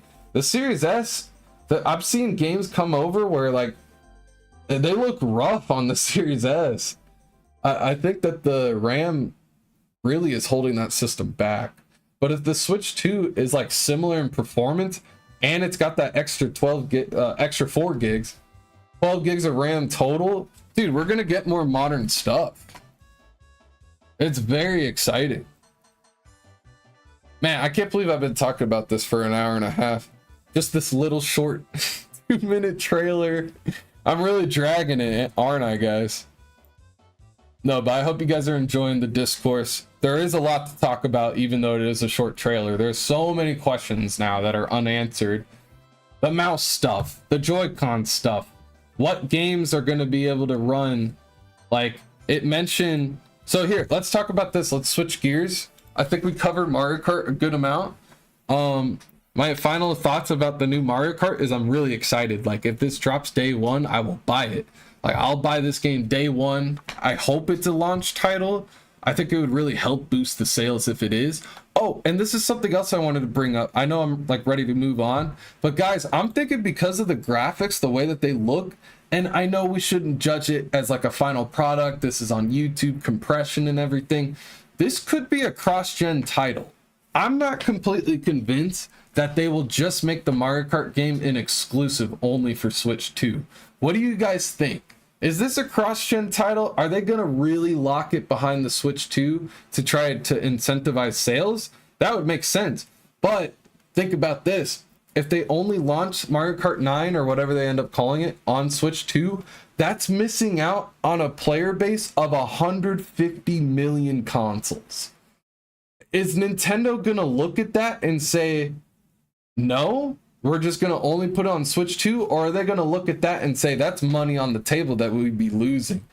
I'm starting to think, especially based on how it looks, this is a cross-gen title. But then again, if they really want to push people to get a Switch 2, it would make sense that it's an exclusive. The only reason why I think that is just based on the way it looks. I think this could easily run on an OG Switch. If I'm being perfectly honest, this looks like a Switch game. If I'm being perfectly honest with you guys, it looks like a Switch game. This doesn't really look like anything too crazy that the Switch couldn't pull off. Just, you know, lower resolution, not as high fidelity. But yeah, I don't even know if I'm convinced that this is Switch 2 footage. No, you're crazy. Nintendo is in the business of selling hardware. They always have been. Oh, absolutely. That's why they're exclusives. Like, that's why they're such sticklers about their exclusives only being on their consoles, and they're super strict about IP copyright. That's not my point. My point is the install base of the original Switch is gigantic. It's 150 million people that could potentially right now buy the new Mario Kart without having that, you know, blockade, without having that, you know, the financial, you know, step where you have to drop the money to get the console. That's all I'm saying. It is a good time to be a Nintendo fan for sure, Pickman. You're good. It's an exciting time. I think it is. Word. Oh, you think this is going to be a launch title? Hell yeah. I think so too. Nah, fuck them. We all buying Switch 2. You know, you're not wrong. I've been talking to my friends about it, and after they've seen this trailer and seen the way that the console looks, they're sold on it. One of my friends has been waiting for the next gen Switch. They just been waiting all console gen. I think because they got interested like around 2020 and 2021, and they were just like, I'm sure the new one will come out. He's been waiting forever. He's getting it for sure. But there's even like other friends I've been talking to who don't have a Switch, and they're like not even Nintendo fans. And I showed them the trailer, and they're like, dude, I want to play the new Mario Kart on that. I want to get that. Like, I think it's the design, the way that it looks, and just like the promise of like new Nintendo games has people really excited. But like, I don't blame them. This looks like a sleek ass console. It looks clean as fuck. And, you know, also the backwards compatibility stuff. Like, people who have never gotten a Switch before, they can play all of those old titles on the Switch too. But like, I've also been talking to people that are current Switch owners, and they're like, oh yeah, I'm getting it day one. So it seems like most people are interested in getting it day one. So I don't know. Oh, hell yeah, VC. Gotta buy it day one. Got to. I got the OG Switch day one. I gotta get the Switch 2 day one as well. And by the way, the original Switch was the first time I ever got a console the first day it came out. I've never done that before. I usually, you know, back then I would wait for Christmas, or, you know, I would wait for a sale or something. Thankfully, the Switch never went, or I shouldn't say thankfully, but because I was an early adopter, you know, they didn't have a price drop the entire generation. So the fact that it stayed $300 the whole time is wild to me. I bought it day one for $300, and it stayed that price the entire generation. So I never felt ripped off. Oh god, I never felt ripped off. I love the Nintendo Switch. The Breath of the Wild, just having Breath of the Wild with it day one, it was so fucking worth it, man. I never felt like this console was a rip. But it is interesting that it never got a price drop, like $200 or $250. I think, what do you guys think? Now that the Switch 2 has been shown, do you guys think that they'll start to price drop the current Switch? I don't know. Nintendo is kind of greedy when it comes to the pricing. Like, they don't put their games on sales. They never put the console on sale. They did with the 3DS. Like, the 3DS started getting steep ass sales. So maybe, yeah, I think we'll probably see it. I think we'll probably see a sale for the Switch. It is most likely, but you know, you never know with Nintendo. Tropical Freeze is still 60, exactly. Or Astral Chain. It drives me crazy that Astral Chain is $60. You know how hard it is to recommend that game to people? It came out in 2019 and it's still $60. I try to tell people it's peak, but I understand that they don't want to pay that much. Like, if it was $40, I feel like it'd be an easy recommend. It's like, bro, you gotta play Astral Chain. It's one of the best games on the system. It is peak platinum games, but it's still 60. Ugh. Tropical Freeze got ported over in 2018, so that's even worse. Like, the fact that like Mario Odyssey and like Breath of the Wild sometimes is like still goes back up to 60 is fucking crazy. And then yeah, Tropical Freeze was 50 on Wii U. They price hiked it. That's also lame. Chris said, yeah, I think they will price drop at least one model. Yeah, maybe not the OLED, but the original. Little $50.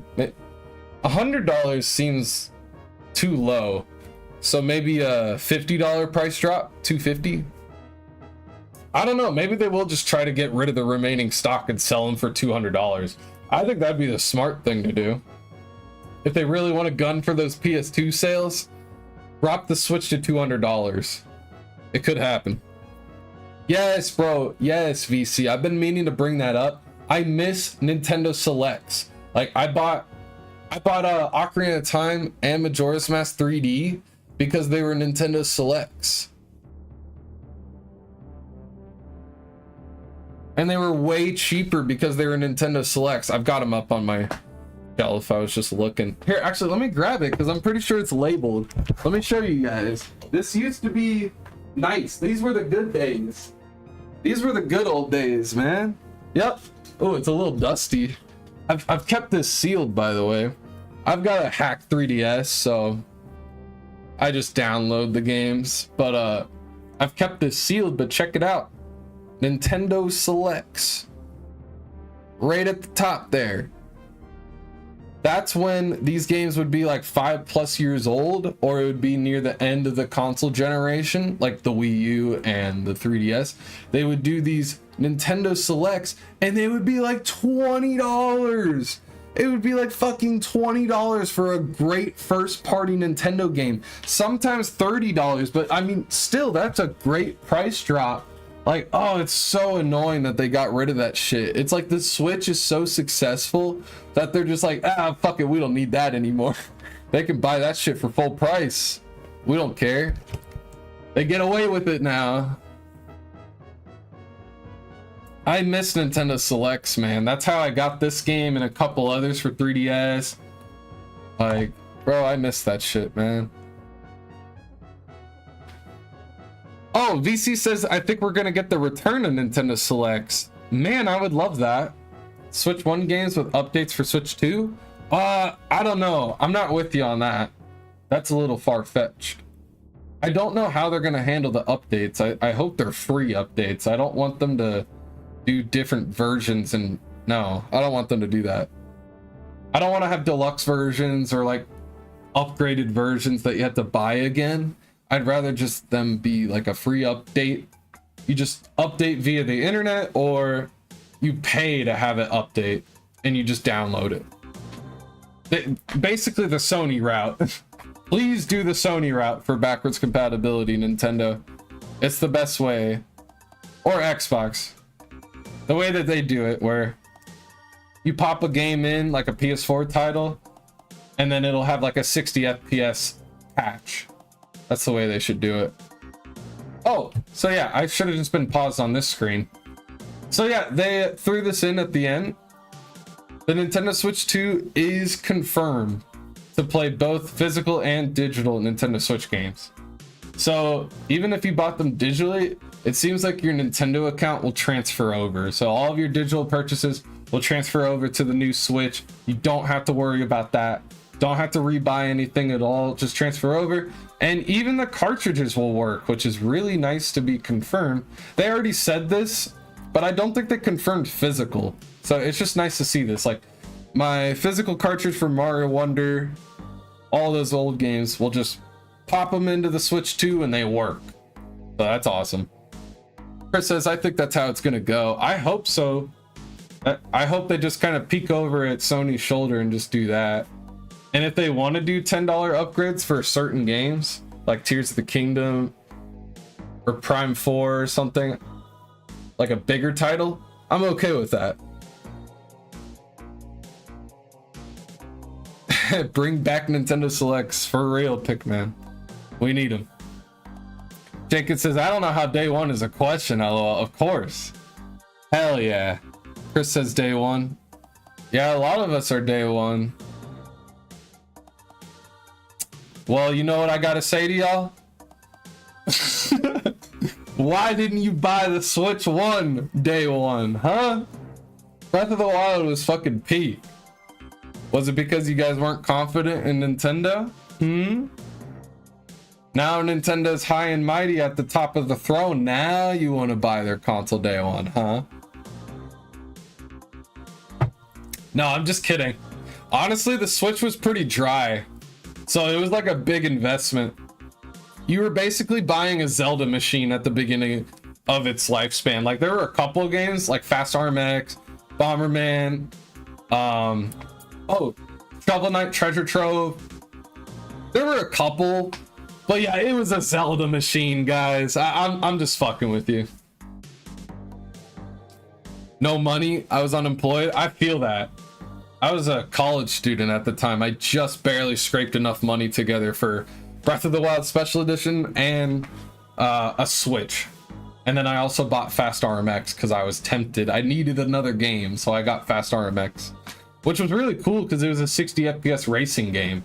It showed off the Switch, showed off its capabilities. I remember pulling off the Joy-Cons and handing it to someone in class in my college, at one of my college courses, and we played Fast RMX split screen. I handed him a Joy-Con, we booted up Fast RMX, like, because this was before Mario Kart 8 Deluxe dropped. That didn't come until April 28th, like a month and a half after the Switch had launched. So like Fast RMX was the way to show off like the Joy-Cons. Pretty cool. So yeah, we were playing split screen, 60 FPS, Fast RMX. It was really fun. And then I also ended up getting Shovel Knight, which also had co-op, and you could use the split Joy-Cons to play that co-op too, which was cool. But yeah, I get it though. Like being an early adopter of the original Switch is way different than Switch 2. So I'm just yanking you guys' chain. I'm just fucking with you. I'm just fucking with you guys. It was like, I had so many people tell me that the Switch was a Zelda machine, and I was like, damn right it is. And it's amazing for it. Because Breath of the Wild changed my life. It was so incredible. It was a life-changing game. That's how good it was. Like, I was such an Elder Scrolls fanboy. Like, I thought that Skyrim was peak open world gaming. And then Breath of the Wild just came through and just smashed all my expectations for open world games. And I was like, holy fuck, Nintendo are the ones pioneering open world genre right now. It was just mind-blowing, man. And being able to play that big ass game on the go back in 2017, it was mind-blowing, dude. The launch of the Switch was magical. They were hard to get though. Like, even if you had the money, it was hard to get them. I remember people that I worked with where they're like, damn, I'm still trying to get a Switch, man. I'm still trying to get one. They're like, I'm going to the store with my cousins, and yeah, they were telling me how they were trying to get one. Like, you know what's funny? Once Mario Kart 8 Deluxe dropped, that's when people really started to try to get the console. I remember like in April and May, like when Splatoon and Mario, especially when Mario Kart 8 Deluxe dropped, like people were fiending for the Switch, and they were like, man, I really want to get that Switch for Mario Kart. And I just thought it was funny because I was like, man, if you guys had just pre-ordered months ago like I did, which was easier said than done, but like if you were diligent like I was, you would have a Switch right now. So I was kind of like, haha, told you so. I knew that the Switch was going to be awesome, but you know, no one likes no one likes someone who does that. But I'm not gonna lie, I was that guy. I was like, guys, the Switch is going to be an incredible console. I had a feeling that it was going to be really successful, but it was a slow burn at first. But once Mario Kart dropped and Mario Odyssey, like once more bangers started to drop, people were like, okay, I need to switch. Like, I know a lot of people that picked up a Switch for Mario Odyssey. I'm pretty sure VC did, if I'm remembering that correct, but my friend Casey, he picked up a Switch the day Odyssey dropped. He was like, okay, now that Mario Odyssey is here, I have to have a Switch. So it just depends on what you're into. VC said, yep. Okay, yeah, I remembered that. I remember that convinced you to buy a Switch. So, everyone in chat, what was the game that was the system seller for you? What was the game that made you go, I'm buying a Nintendo Switch? For me, it was Breath of the Wild and Mario Odyssey. When it was first announced in January, it was like a toss-up. We didn't know what the launch game was going to be. We knew there was a new 3D Mario. We knew there was a new 3D Zelda. but we didn't know if they were going to be a launch title or not. So I remember being so happy that it ended up being Zelda because I'm such a Zelda nerd. And I was happier that it was Zelda Breath of the Wild as the launch title instead of Mario Odyssey. But I think if the tables were turned, some people would have picked it up day one instead. You know, it just depends on what you're into. I was going to pick it up day one no matter what. I was there for Mario Odyssey and for Zelda Breath of the Wild. But I was happier that it was Breath of the Wild because I'm a Zelda fanboy. You must have been hell to be around. I really was kind of one of those. I was kind of in the console wars. I was telling the PlayStation fanboys that they were dumb for getting a PS4 Pro. I was like, you guys are dumb. You guys are dumb getting a PS4 Pro. It's all about the Switch, baby. That's what I was telling them. I know, it's kind of cringe. I love them all now. Like, I ended up getting a PS4 Pro is the funny part because I had to get God of War. God of War 2018 was the system seller for me for PS4. But yeah, Nintendo really hooked me back into console gaming. I was a PC gamer at that point. 2016, I was playing Overwatch exclusively. A little bit here and there, other games, but like I was a PC gamer first and foremost, playing Overwatch. Nintendo, Breath of the Wild, Mario Odyssey, those got me back into console gaming. Same, Jake, word. Yeah, no, I was a PC guy. And then Nintendo totally changed everything and got me back into their consoles. And then I started getting interested in Sony stuff. And I was like, oh shit, I like Sony too. I grew up on PS2, PS3, PS1. But like I was sleeping on the PS4. It took me a long time to get a PS4.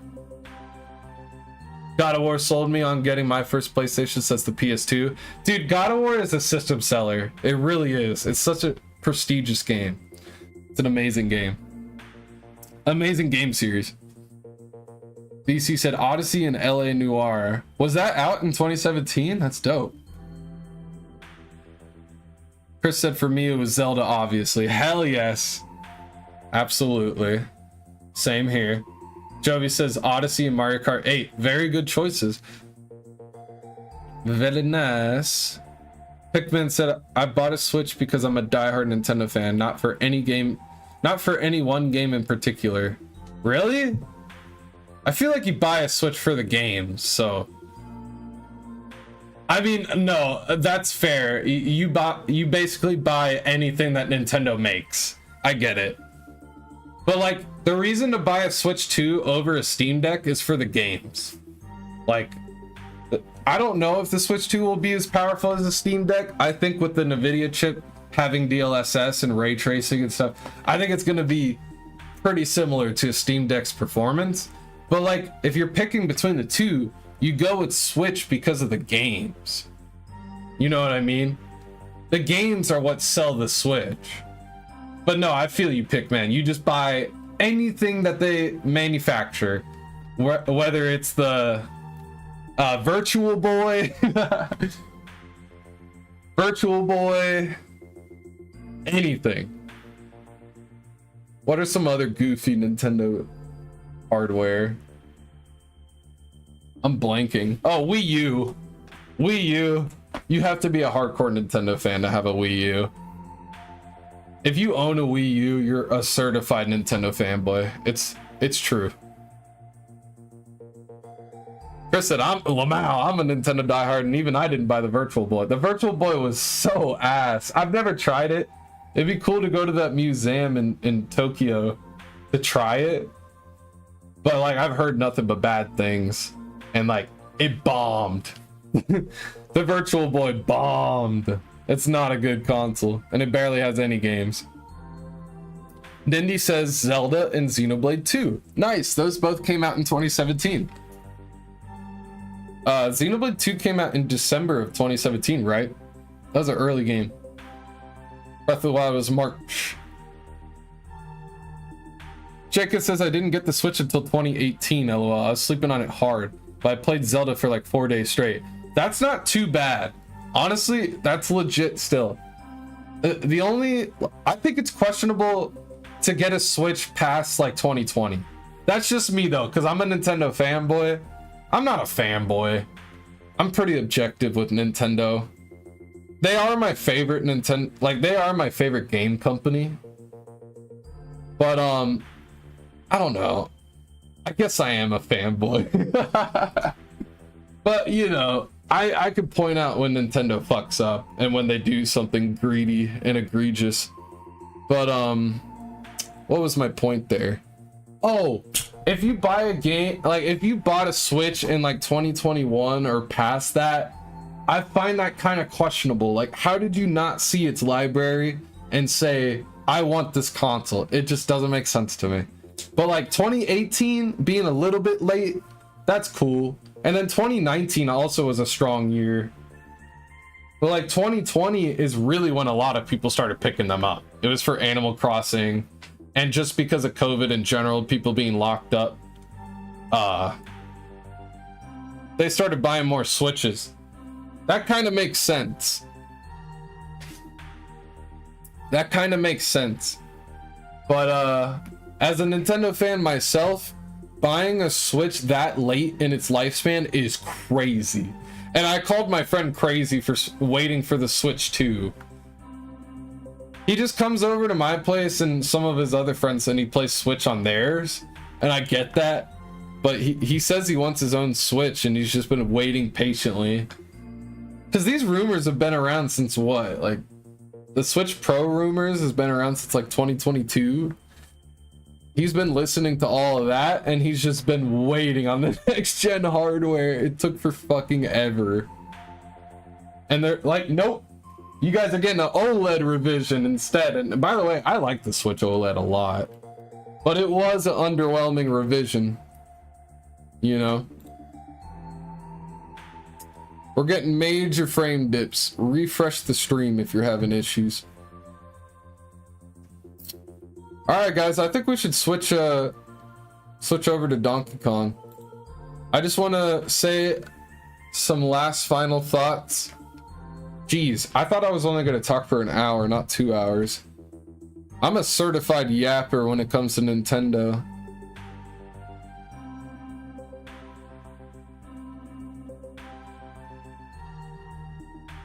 We're listening to Donkey Kong music right now.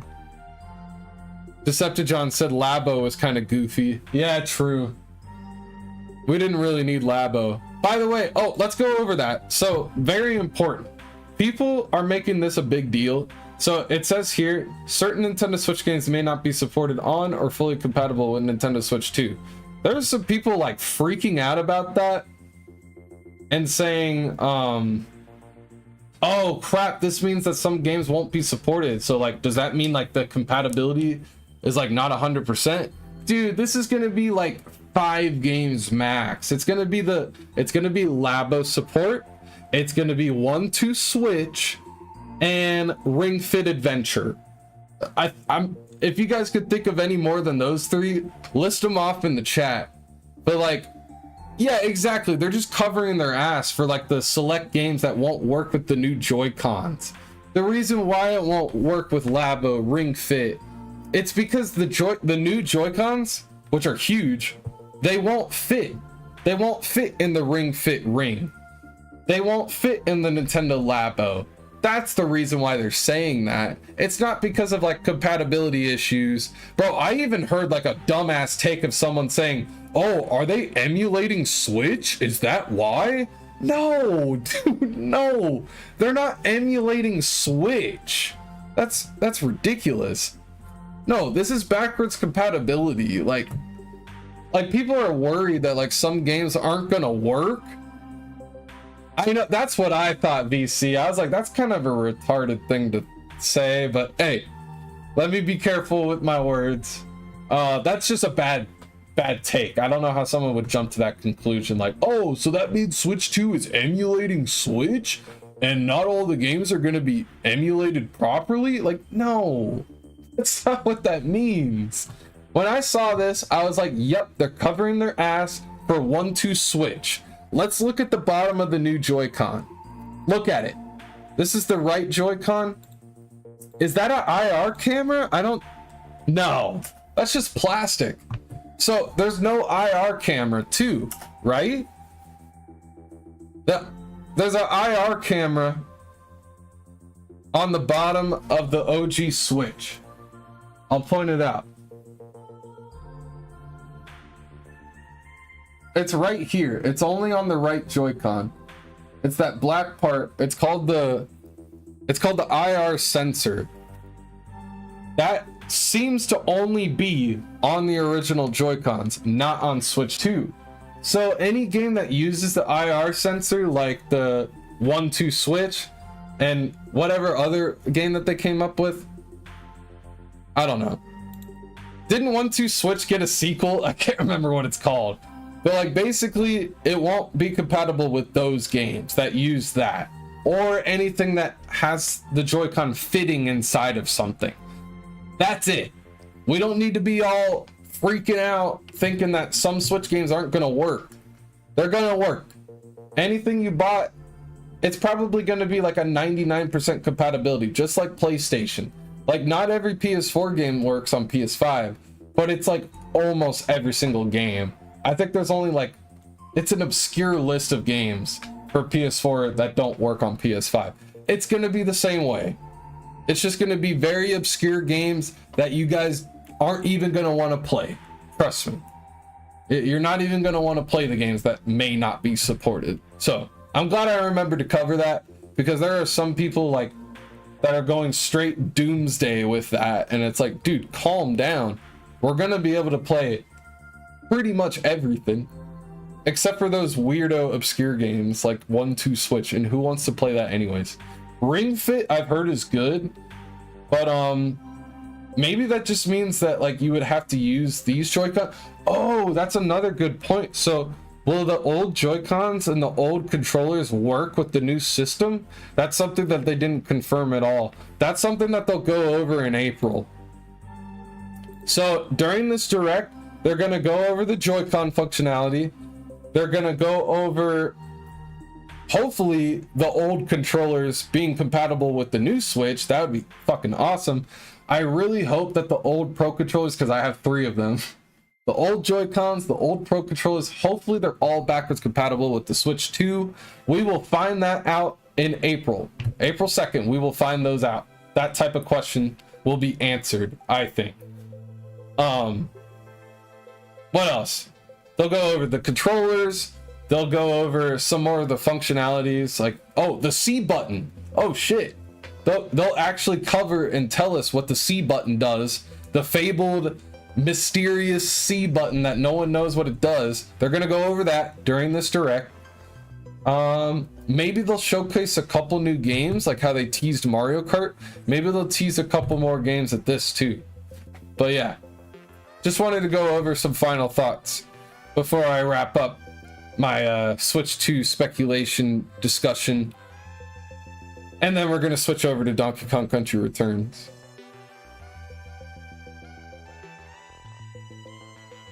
That just means 2 hours of DK Returns HD?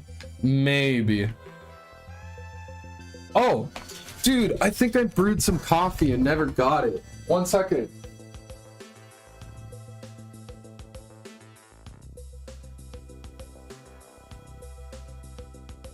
Yeah, I never grabbed my coffee. That's whack.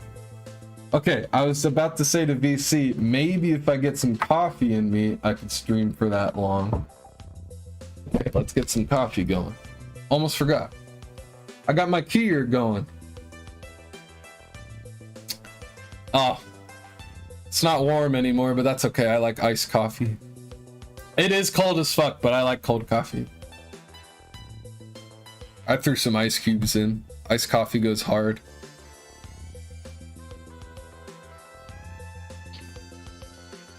Pickman said I bought the e-reader accessory for the GBA back in the day. I did too. Yeah, I remember those.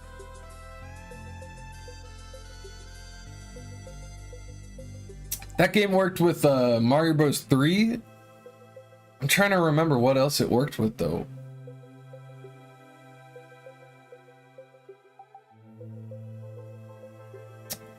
Decepticon says some of them are people who just got older and could afford it. That's a good point, bro. You're totally on the money on that one. I was in college working a part-time job, so I could afford the Switch. It came out at the perfect time. Being a college student with the Switch, man, it was perfect.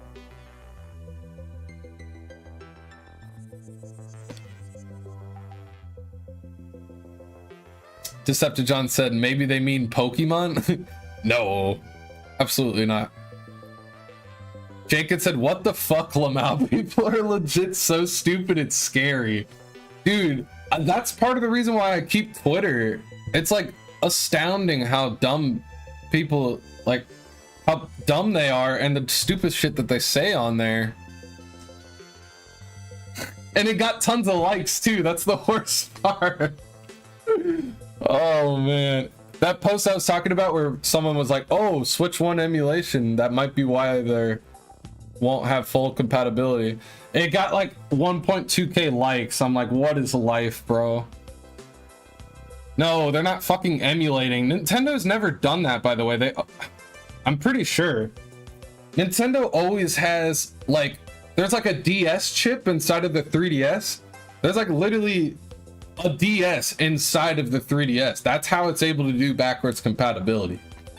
And then inside of the Wii U, there's literally a Nintendo Wii inside of the Wii U. It's like all real hardware. They don't do emulation for backwards compatibility. That's never been a thing. That's why there's a Wii menu inside of the Wii U. It's like basically running it the same exact way a Wii does, but in HD.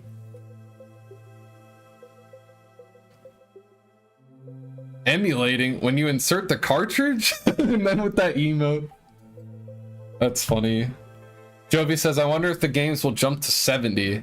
Probably yes. The new Mario Kart is going to be 70. Metroid Prime 4 probably got canceled pre-orders because it's going to get a Switch 2 version, and I think both versions are going to get a jump. Like Switch 1 and Switch 2 versions of Prime 4 will jump up to $70. I think the new 3D Mario is going to be 70. Like any big budget one, big budget first party, actually all first party. God, I hope the remasters don't become 70. 60 is already enough for Donkey Kong Country Returns. It's way too much actually. But dude, don't make the remasters and remakes 70. That'd be awful.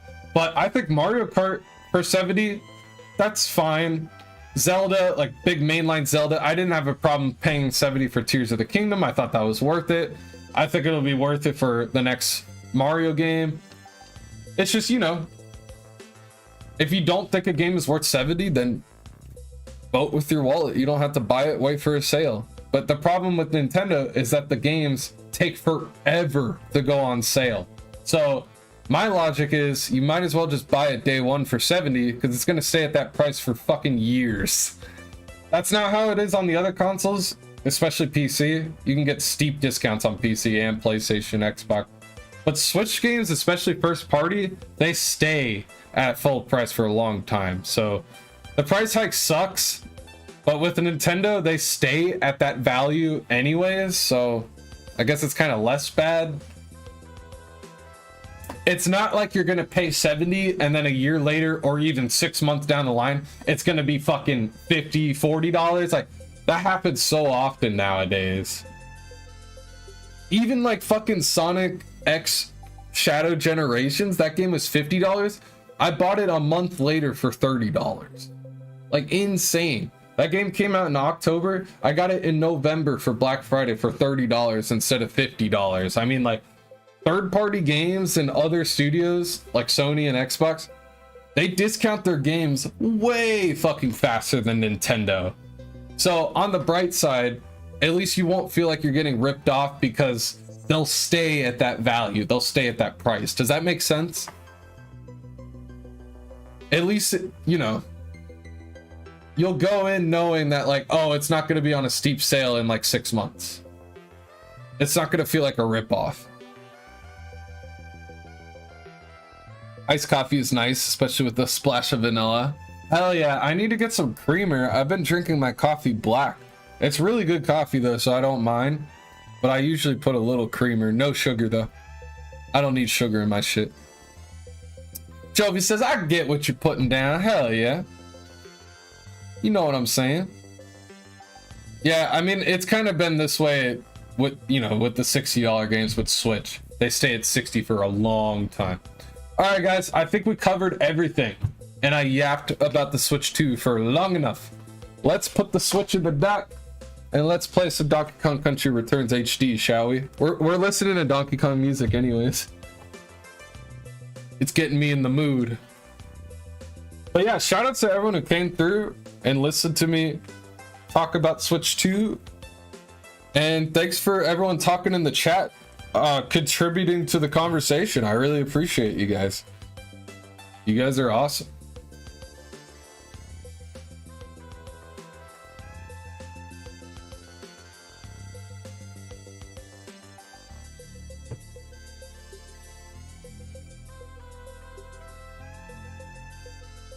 All right, let's boot this up. Oh, I'm in the middle. I'm in the middle of a level. Oh, I should probably change my title and stuff really quick.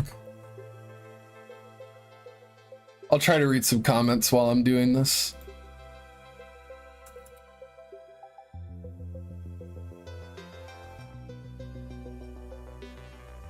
I had to sell my copy of Tropical Freeze to pay for rent, and I was like, it'll eventually go on sale. I'll buy it then. Oh man, isn't that rough? I bet you had the intention of buying it for $20, which it should be $20. It's so old. If you think about the Wii U release when it originally came out, Tropical Freeze is 10 years old. It came out in 2014. It is so criminal that that game isn't like on a discount. By the way, I bought Tropical Freeze for $45 used on eBay. I think I waited like 6 to 12 months and I bought it used on eBay.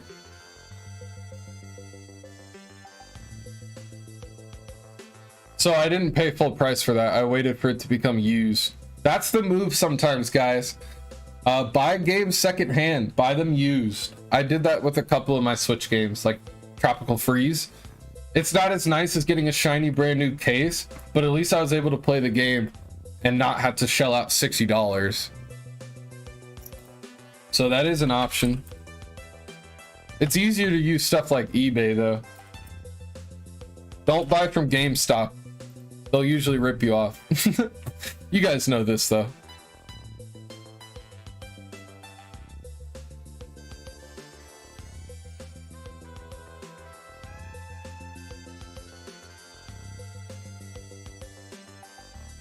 You got it for $15 at a flea market in the middle of nowhere, huh? Ain't no way, bro. That's a steal. That's a fucking steal. I'm jealous. That's crazy. All right, let's get this going. Got the title up. Let's go. I'm in the middle of this level? What? I think I've already played this. I think I was going back to 100% this level and then I fell asleep while I was doing it. I was trying to play in handheld last night. I was going for puzzle pieces. That's why I went back to Button Bash. It looks like I didn't get all the letters on this one. If you look at level summary, yeah, I didn't get all the letters on Button Bash, so I need to go back. But yo, Temple Topple, that's a brand new level. Pretty sure. Where was it where I unlocked a brand new level? Yo, here it is. Yeah, let's do this. Platform Panic. Oh, sounds easy. This level is gonna be easy, right? Totally. Dun, dun, dun, dun. Sorry. Just popping up the YouTube chat. It must be easy in World 1, right? Right? It's a secret level, so I'm expecting it to be tough. BC said, I like waiting for clearance on Walmart. Got Bravely Default 2 and Nintendo Garage Builder together for 15. Wow. Cheap. Yeah, Walmart has good sales. That's true. They've got good sales on physical Switch games. They used to do $10 off day one. I miss that. Dude, back in 2019, there were so many games that I went to Walmart at midnight. I did this for Astral Chain, Luigi's Mansion 3, and Dragon Quest XI's. Maybe even more than that. But I would go to my 24/7 hour Walmart, which RIP to those. I don't even know if there are 24/7 Walmarts anymore. I would pull up, and right at 12 o'clock, I would ask them to go in the back. I would ask if they had the game, and they would usually have to go in the back, and they'd be like, yeah, we've got it in the storage. And like it unlocked at midnight, so they're like, okay, I'll scan it for you, and then it works. And then I go and self-check out, and I go home and play my new game for $50. It was fucking awesome, man. It was midnight release. Was I supposed to? Oh, that's a tire. Okay. Like I said, it's not gonna be easy. Yes, I miss 24/7 Walmarts too, man. I would pull up at midnight and I would get a brand new Switch game for $50. Like at midnight, and I would play it for like 2 or 3 hours until I go to bed. It was fucking awesome, dude. Or actually, there was a bunch of times where I'd go home and stream. I wouldn't get home until like 12:30 sometimes, like 12. Some of you guys probably remember that, but I did that for a few games. Luigi's Mansion 3, I specifically did that. Where Why? I was holding B. I would go home and I would stream. Like a little bit past midnight, like 12:20, 12:30. As fast as I can for this midnight release. I know some people would be like, why do all of that? But like, I love getting the physical game, man. Why not just get it digitally? Obviously that'd be more convenient, but I love that Nintendo's keeping physical games alive. Oh god. I like my Switch physical collection. It's sick. So I miss having that option. Now you have to wait until actual release day to get your game physically. You gotta wait till morning. Sucks ass. Alright, I'm focused.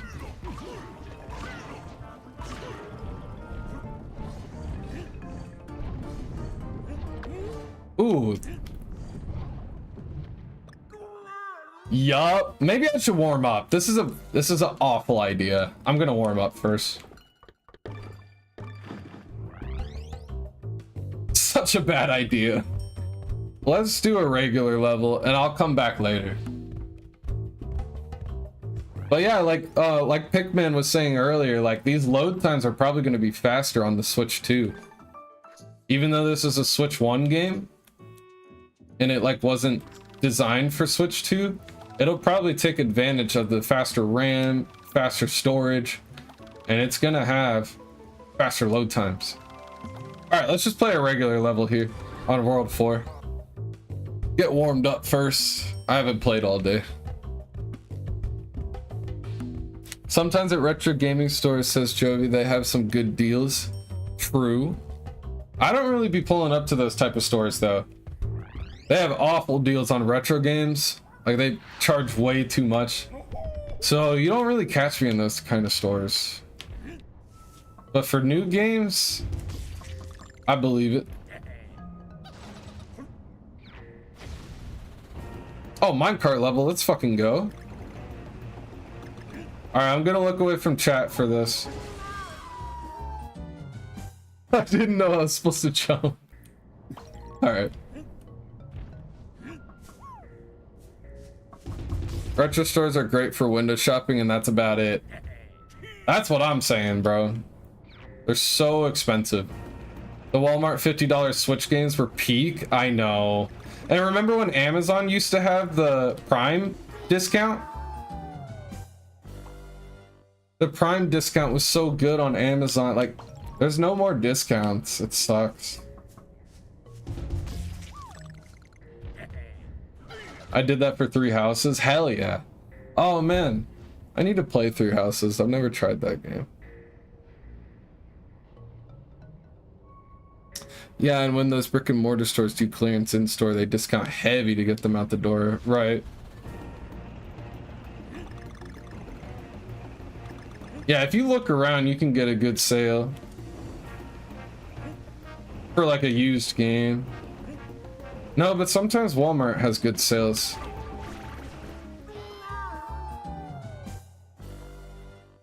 I did a boost with my jetpack on accident. Oh my god. Why did I do that? That makes me not want to get Diddy. I don't want to accidentally do that again. I boosted with my jetpack.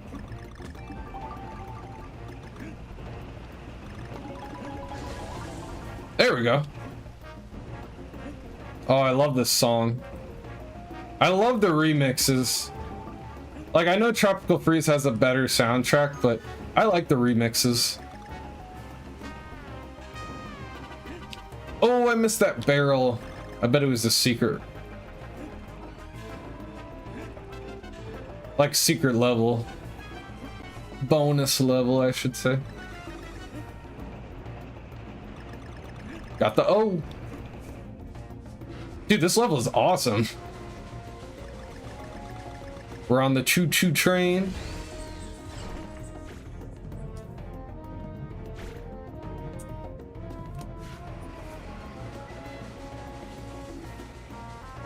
Like, I get the Tropical Freeze is a better game, but I'm actually thinking the level design is underrated in this game. The level design's really good. We all know that Tropical Freeze is better, but dude, this game is still fire. Woo! Got it. I was on fire for a second there. Shit. All right, we got a checkpoint though, no worries.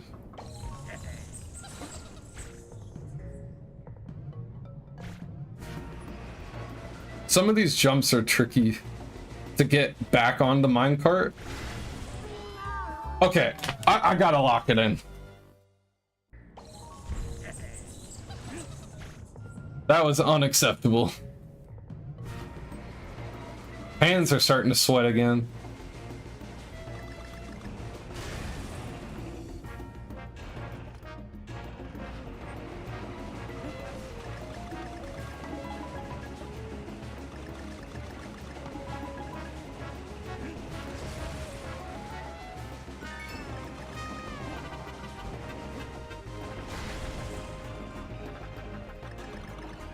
Darn it. What? I should have tried boosting with my jetpack. I really should have. I just thought I was gonna make the jump. You gotta love the trail of bananas that lead you. It's actually such good design. That's good. That's good design from like the original Donkey Kong Country game. Rare, man. Like the bananas really guide you where you need to go. It's brilliant. Darn it, I missed that barrel again.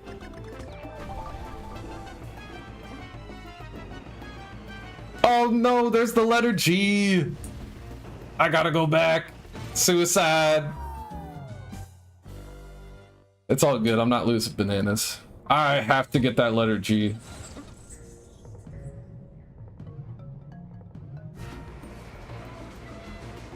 I fucking love Three Houses, says Jacob. Top 5 game on Switch? Oh shit.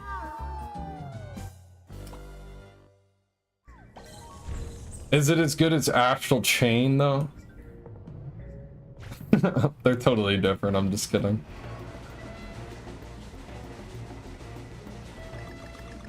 That comparison makes no sense. Don't even answer that.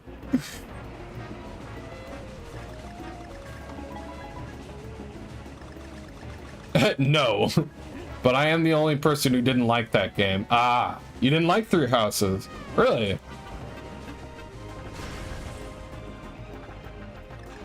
Shit, god dang it. You guys could see that obviously I was about to clear the level. Like, that's not a problem. I'm just having trouble getting the G. But yeah, I could have cleared the level if I wanted to. I just want to get the letters. I keep missing the... You have to jump on top of the enemy and then blast into that barrel.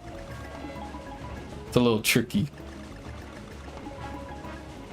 I didn't like Astral Chain. What the fuck? Ooh, I don't know if I would agree with your top 5 then. That sounds like booty cheeks taste. Booty cheeks taste, bro. You need to refine your palate and refine your taste if you didn't like Astral Chain. What's wrong with you?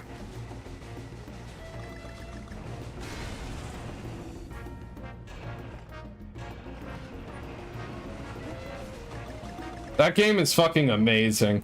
It's my favorite Platinum Games game. It's fucking peak. It's incredible, Nindy. It really is. He just doesn't get it. He just doesn't get it. Yeah, not only was it the best 2019 Switch game, I think it was just the best game that came out that year, if you ask me.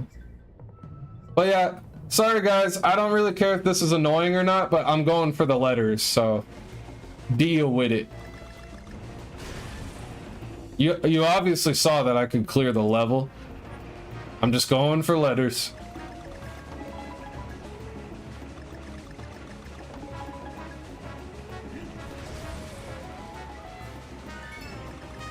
Alright, it's coming up. Oh, man. Okay, I am fucking up a little bit.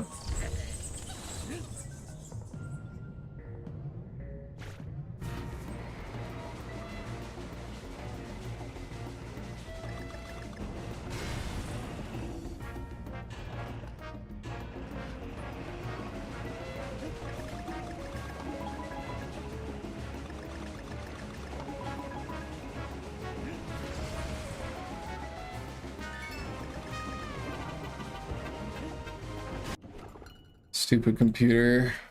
Something just popped up. Low disk space. Like, shut up. Okay, I'm not gonna lie. I'm doing a bad job of memorizing the level. I keep forgetting when that enemy pops up, and then I just don't fucking jump on it. Sorry, guys. I should be past this by now. I'll agree. Okay, I'm gonna stop looking at chat though.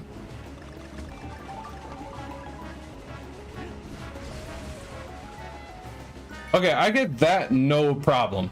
And then it's like right here, right? It's, yeah. Right. No! Get in the goddamn barrel! Fuck! God damn it!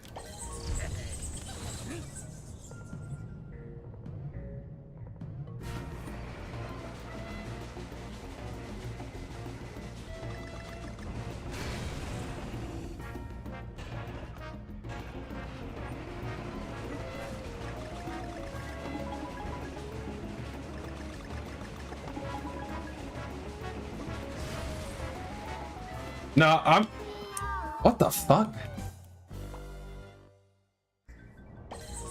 Jake, and I'm just fucking with you, by the way. It's all a matter of opinion. Video games are very subjective, just like music and stuff. But, dude, I would say, like, if you actually are being serious, I don't think you gave Astral Chain a fair chance. You probably played it for an hour, and then you were just like, meh, not my thing. You gotta play it longer than that. I really don't think you gave it a fair chance. If you like Bayonetta, if you like action games, there's no reason why you wouldn't like Astral Chain. Got it.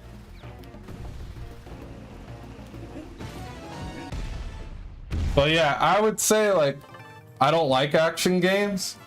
That's crazy, though.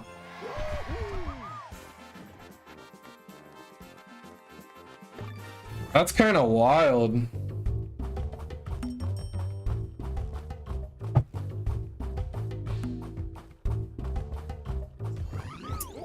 You're missing out, man. Platinum Games make incredible stuff.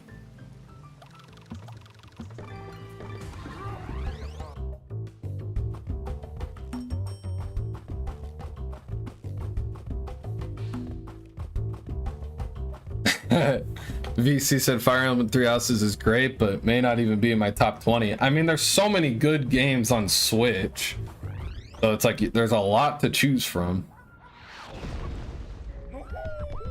I would put SMT 5 really high. I think I would put SMT 5 higher than other people would. I fucking loved that game. I know it's not a Switch exclusive anymore, but it was. And I first played it on that console. I think SMT 5 is really high up on my list. Top 10 probably.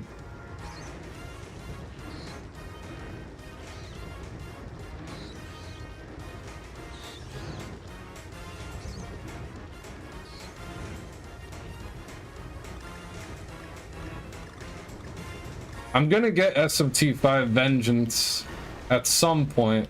I want to get it on PC, but it'll go on sale. Still have to play Persona 3 Reload.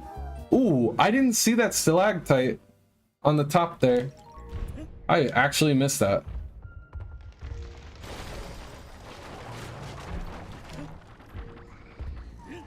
I'd probably play Persona 3 Reload first before I'd play Vengeance, but I do want to play Vengeance.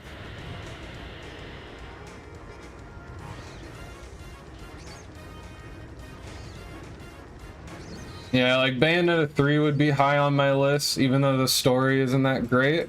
A lot of people criticize the story. I don't care about that when I'm playing Bayonetta.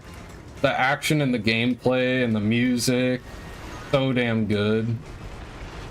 I think Astral Chain is the full package though. Like, it has a good story. It's like an anime. It's like a shonen anime that's really fucking good. Story's really good. The presentation is incredible. Good thing I hit that checkpoint. The presentation is off the fucking charts with Astral Chain. It's so stylish. What the fuck? You're supposed to go below him.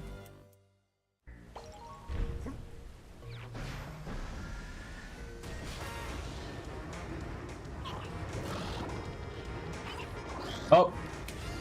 I don't know where. By the way, I don't love these levels. Oh my god. I don't love the barrel blast levels. They're not the best.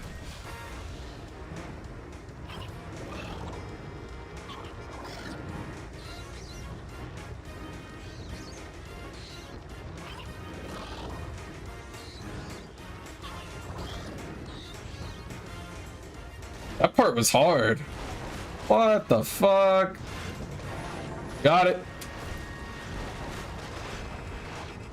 No! That was funny as fuck. I can't believe I really risked it all for that letter. Just fucking blew up. I was really dedicated to that letter, man. Oh man, this is going through the one-ups. Fuck.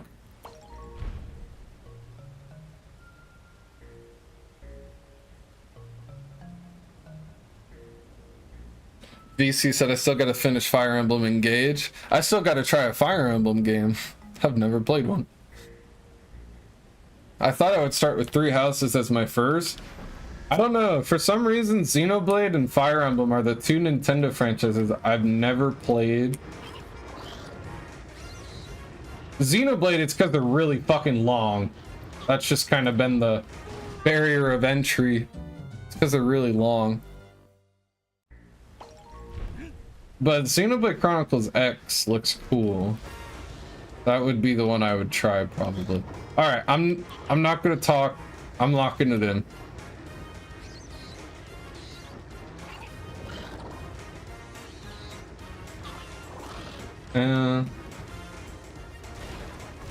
I thought I was through it, and then of course this guy comes out of nowhere. So like soon after. Okay. Soon after he pops out of the ceiling, I can get that letter. Wow, I suck at these barrel blast levels. I'm actually trash at them.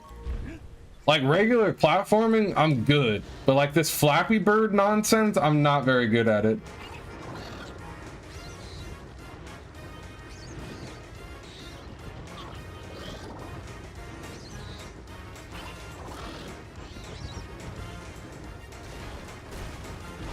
I can make it past this part. I just really want to get that letter. Oh my god. I don't know why, but I keep missing that. It's almost like I don't even see it.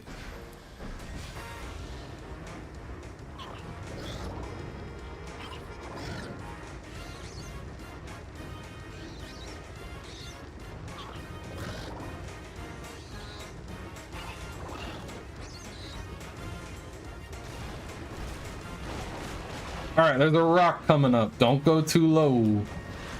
That rock fucks me up. Get it? Yeah.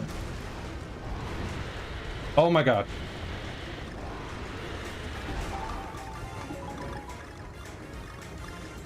A fucking checkpoint. Bruh. I thought it was over. Puzzle piece. Got it. This guy's shooting shit at me? What? Dude, you don't fall fast enough. You're so floaty. Ugh. At least I don't have to get that letter again.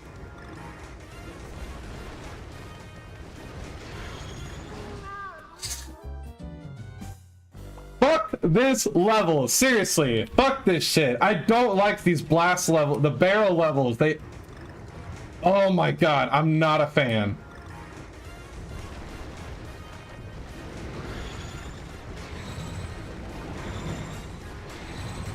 What the fuck? It's like he's not even following me. He's just like throwing shit out there. All right, I gotta really not die. I'm about to run out of one-up. I'm playing like cheeks right now. Holy crap.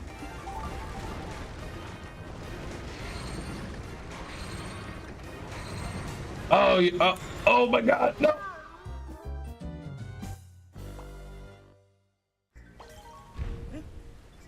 I'm flabbergasted. I am flabbergasted.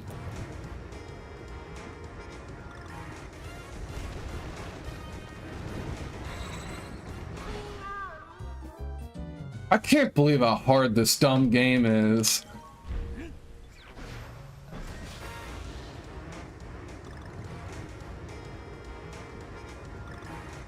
I love this game, but holy shit, the barrel blast levels are putting me through it.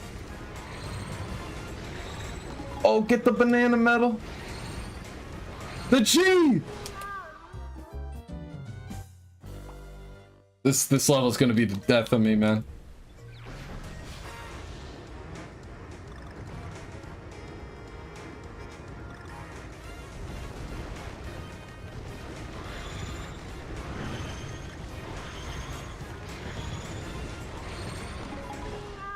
Fuck me.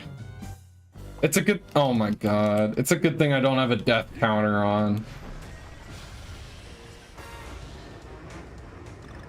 Hang on, I'll catch up on messages in a second. I'm locked in right now.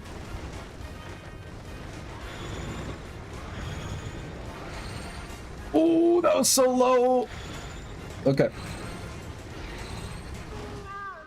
This is so hard. Like, it's not that bad, but it's getting the letters that's really tough. Okay, I can't die this time. I gotta complete the level.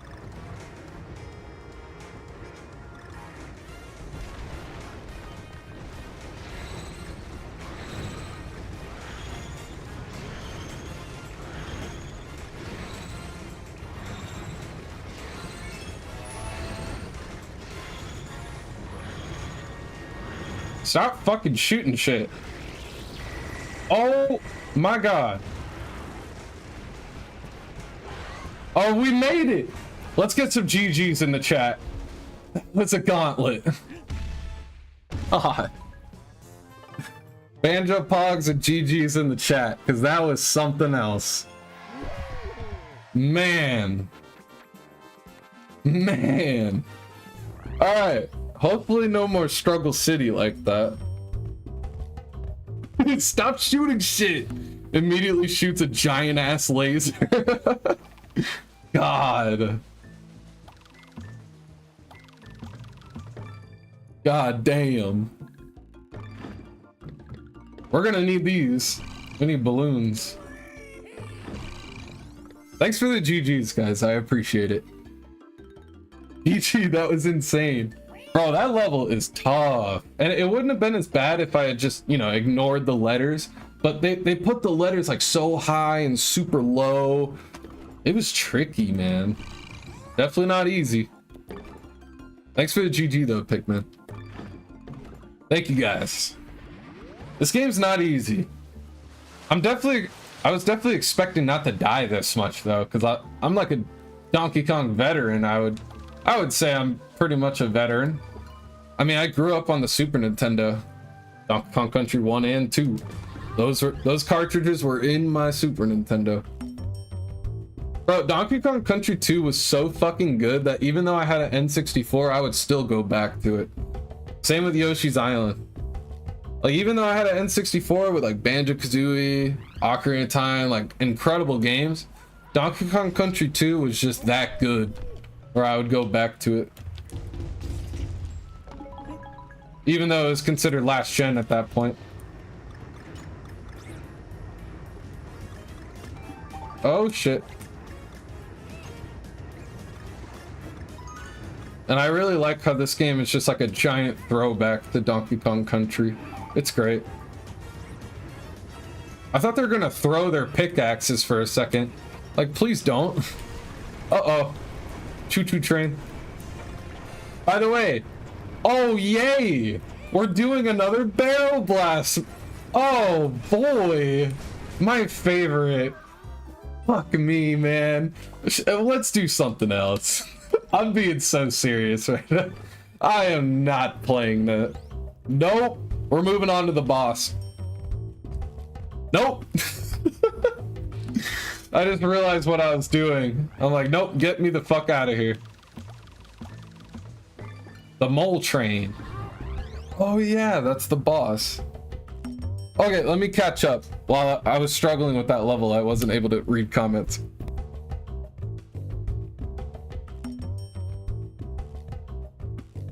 Obviously, Nindy has trash taste in games. You, sir, said that you didn't like Astral Chain. That is a questionable taste right there.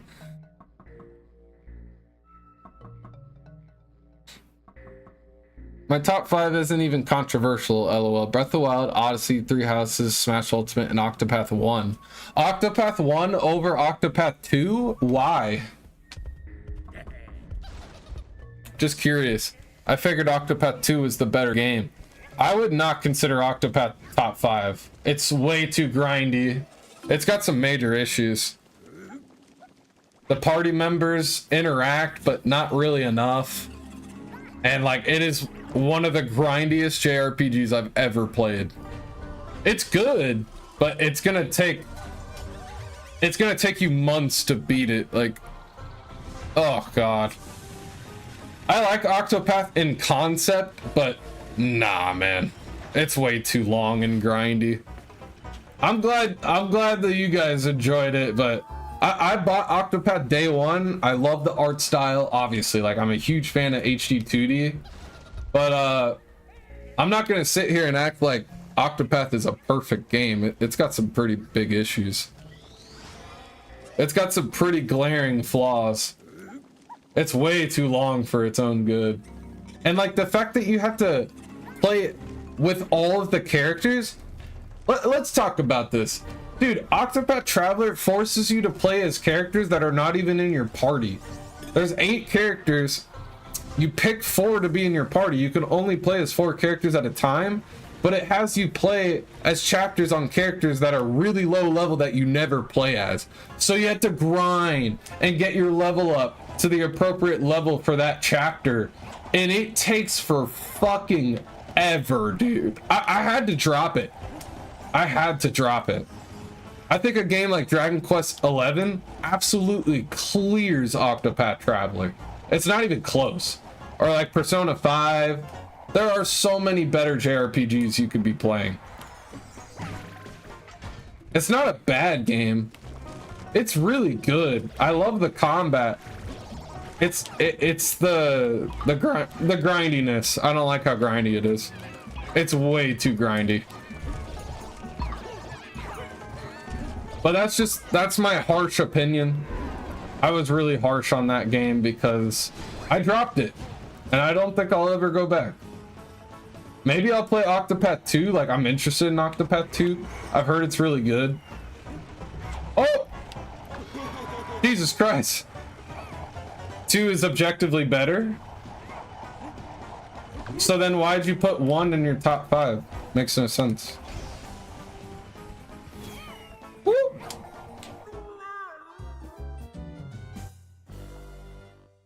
Octopath 1 is intentionally like an old school JRPG, which I love. Maybe I don't like those then.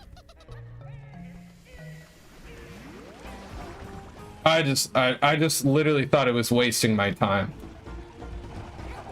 I don't like it when games feel like they're wasting your time. So I dropped that one real quick.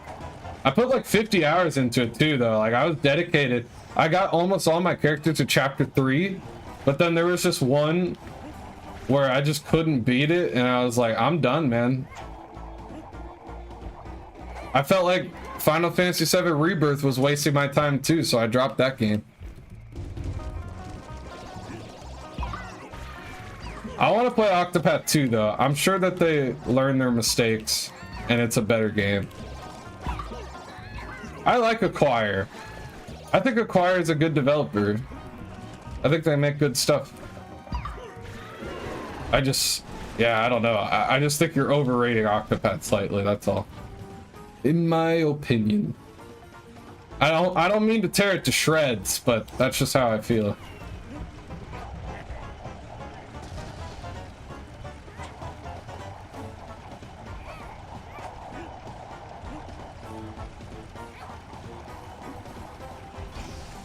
VC's right though. It's because it's supposed to be an old JRPG. It's supposed to give that feeling.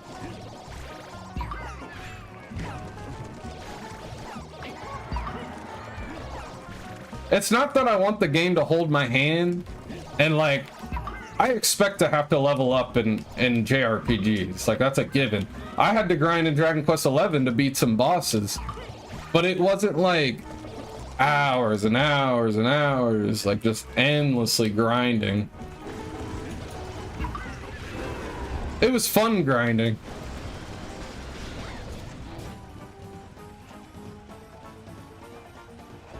I don't know though. I'm starting to think that JRPGs really aren't like my favorite.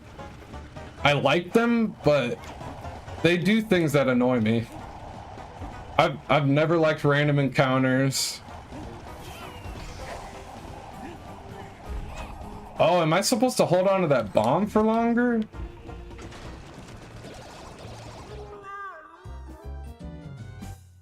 How has Dragon Quest III HD been?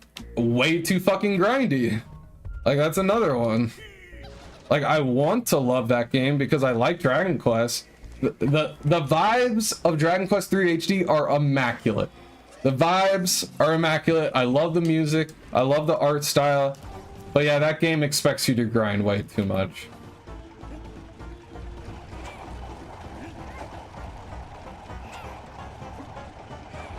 But maybe I should like do something else while I'm playing that game, like watch something, maybe exercise. I wish I had a treadmill so I could play and run or walk on the treadmill. I know a lot of people like to do that. I would definitely do that with Dragon Quest III HD.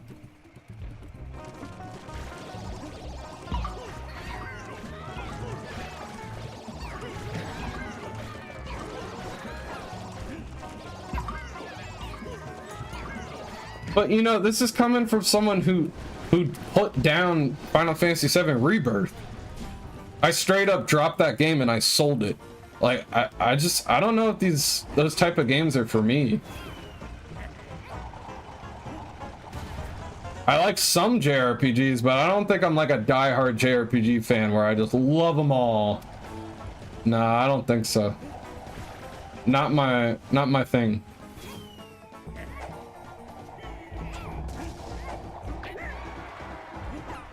Why does he keep hiding? Like, I don't even know if I'm damaging this guy.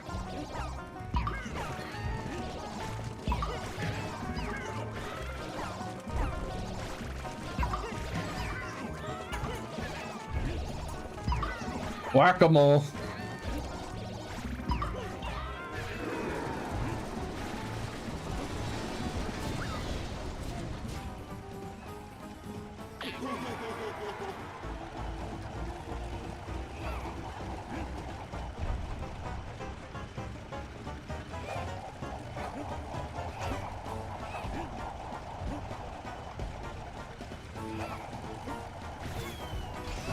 All right, you fucker. As it blows up in my hand. Oh, man. Dude, this is much harder without Diddy.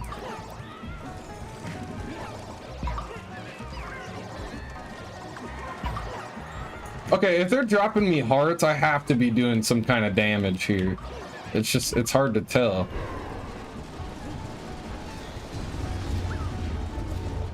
Yeah, here we go. This is the next portion of the fight. Whoa, big boy. Oh, that's crazy. He doesn't even pop out of... Oh, what? I jumped over that. That hitbox is gigantic. I thought I jumped over it.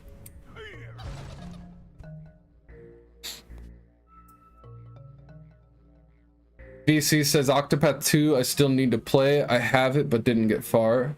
Gotcha. Maybe you dropped it because of the grindiness? Maybe? No, I'm kidding. You probably just threw it in the backlog. There's so many games to play. Jacob said it was so much fun when I played it. Put 100 hours into it. Yeah. 2 is objectively better. Octopath 1 is... Oh yeah, I read that. It is intentionally old school, for sure. The only grind I hated was the super final boss. That was the part that was starting to burn me when I played it the first time. True, I hate that feeling too. I feel that whenever playing a game and it just drags endlessly. Yeah, like I'm starting to notice when developers pad games out.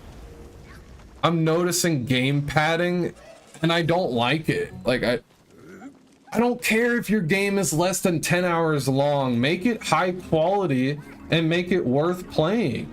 You don't have to pad it out with unnecessary bullshit and repetitiveness. Like, people aren't gonna like when I say this, but Skyward Sword HD, like Skyward Sword falls under this category.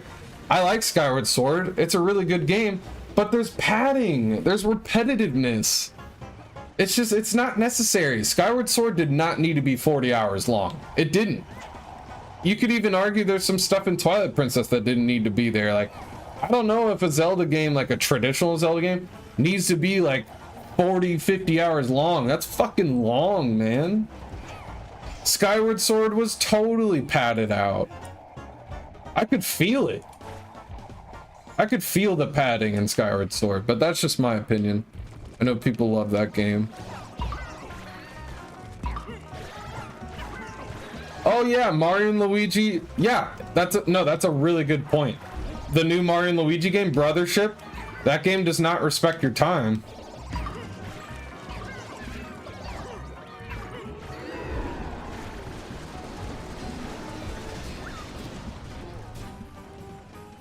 I didn't think SMT5 wasted my time though. I really enjoyed that game. So like, there's Jared, and I had to grind in that game. Most definitely. I don't know what it is. Maybe it's like the quality of life stuff, being able to fast forward the fights. It just didn't annoy me. I don't know.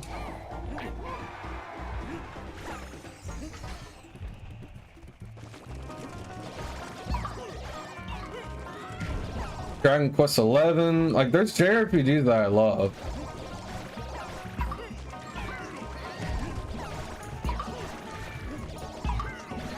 But really that's my problem. Like if Octopath didn't force me to play as my non-party members, I would have loved it. Like I think I would have loved it a lot more. My main issue with Octopath is having to play characters that I don't give a shit about. Like You have 8 characters and you're forced to level all of them. It's just way too tall of an ask. If it was just the 4 party members that you choose for your party, that game would be much better. That's like its critical flaw in my opinion. You have to play as everyone, and it's like, bro, if I can only have 4 party members at a time, why are we doing this? Like, I think it was the merchant character, like the girl. I never played as her on my party, and then they're like, oh, for chapter 3 she's got to be level 30, and it's like she's level 10. What are we doing? What are we doing?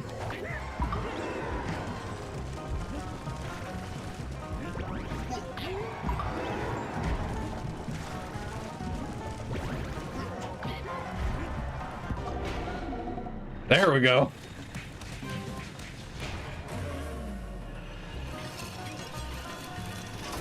Hit the brakes! Stop it!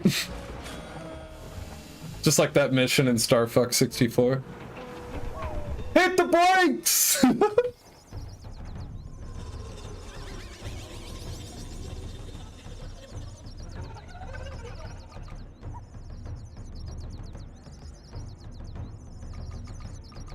Oh, let's go kick his ass.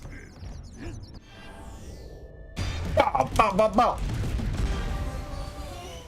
Whoop that ass.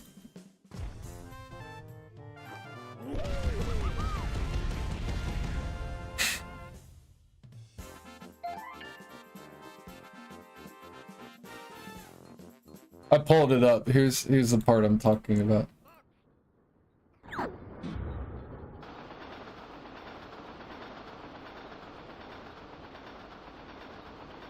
It's no, get the plane. Same shit, very similar. Stop it. So awesome. I love Star Fox 64. Thanks for the GG, VC. I was ranting about Octopath, so it took me a little bit. No, I'll get back to Dragon Quest. I like Dragon Quest 3 HD. It's really good. It's just one of those type of games where I need to like I should probably have something on in the background while I'm playing it, just to make the time go by a little faster while I'm grinding levels. But no, I actually like grinding levels in that game. It's just hard. The thing about Dragon Quest 3 HD, it's super hard. All the enemies hit like a fucking truck. So it's a little bit more difficult than I was expecting, but it's good. I like it.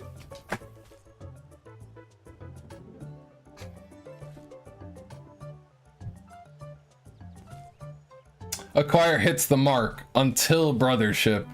I think that Nintendo had too much involvement with that game. They're like, oh, make Luigi a helper. Make him a helper. Oh, make him a side character that's not even, you know, playable. That was such a bad idea, by the way. Like, I didn't get that day one. And like, I'm especially not gonna get it now because like, the whole point of Mario and Luigi is they're both the stars of the game. You're controlling both of them at the same time. They both have equal shine. Like, Luigi always shines in the Mario and Luigi games. He comes out of his shell, he's hilarious, and like you could switch between the partners. Like in Brothership, you can't even swap between them. Like one of the things I love in Superstar Saga is that you could swap and have Mario in the lead, or you can have Luigi in the lead, and it like changes up the formation and the abilities that you're able to use presently. Like all that stuff is what makes Mario and Luigi so magic. That's the magic. And they took that out. Oh man, RIP, man. Ooh, this is a nice remix. Why am I blanking on the developer? The original Alpha Dream.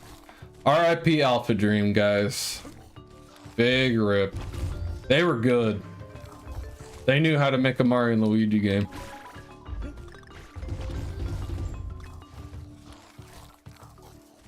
Mario and Luigi Brothership is a padding simulator? Oh, yeah, they should have cut the game time in half. Like Superstar Saga is like 20 hours, 15. It's like the perfect length. I think Bowser's Inside Story is like a little longer than that, like 25, 30. Yes, I know I'm supposed to grab that vine, but this looks like a secret. I guess it isn't.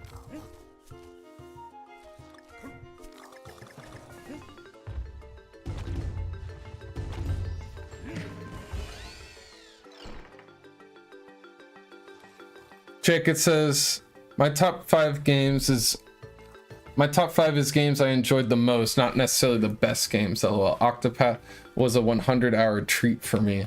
Oh, you're going by hours played. I see.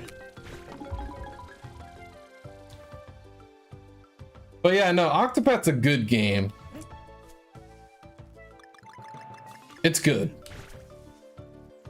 I just think it has glaring flaws.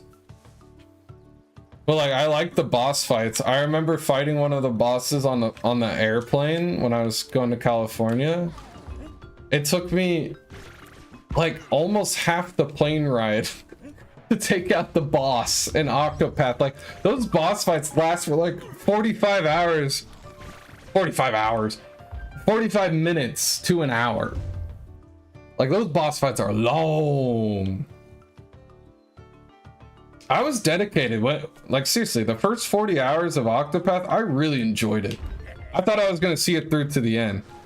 But like I said, the problem is, oh, I just got ate by a carnivorous plant. That was all bad. Once I realized you had to level all the party members, I was just like, nah. But it's good. And I heard that Octopath 2 is an improvement, so I want to play it. I liked Live Alive. Live Alive was shorter. It was like 20 hours. Live Alive was great.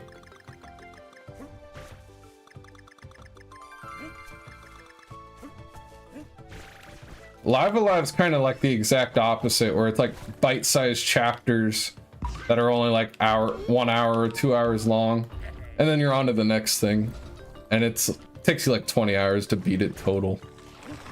I liked that, and it also looked really good too. Ooh. Okay. Let me grab onto the vine. Okay, that was scary for a second. I thought I was going down. But yeah, no, it's a good game. I'm not trying to tear a new asshole in it.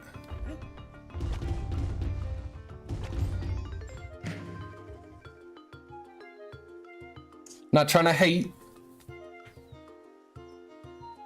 Yeah, because like I said, Acquire is a good studio. I mean, the HD 2D engine's awesome. I keep getting banana medals. What the fuck?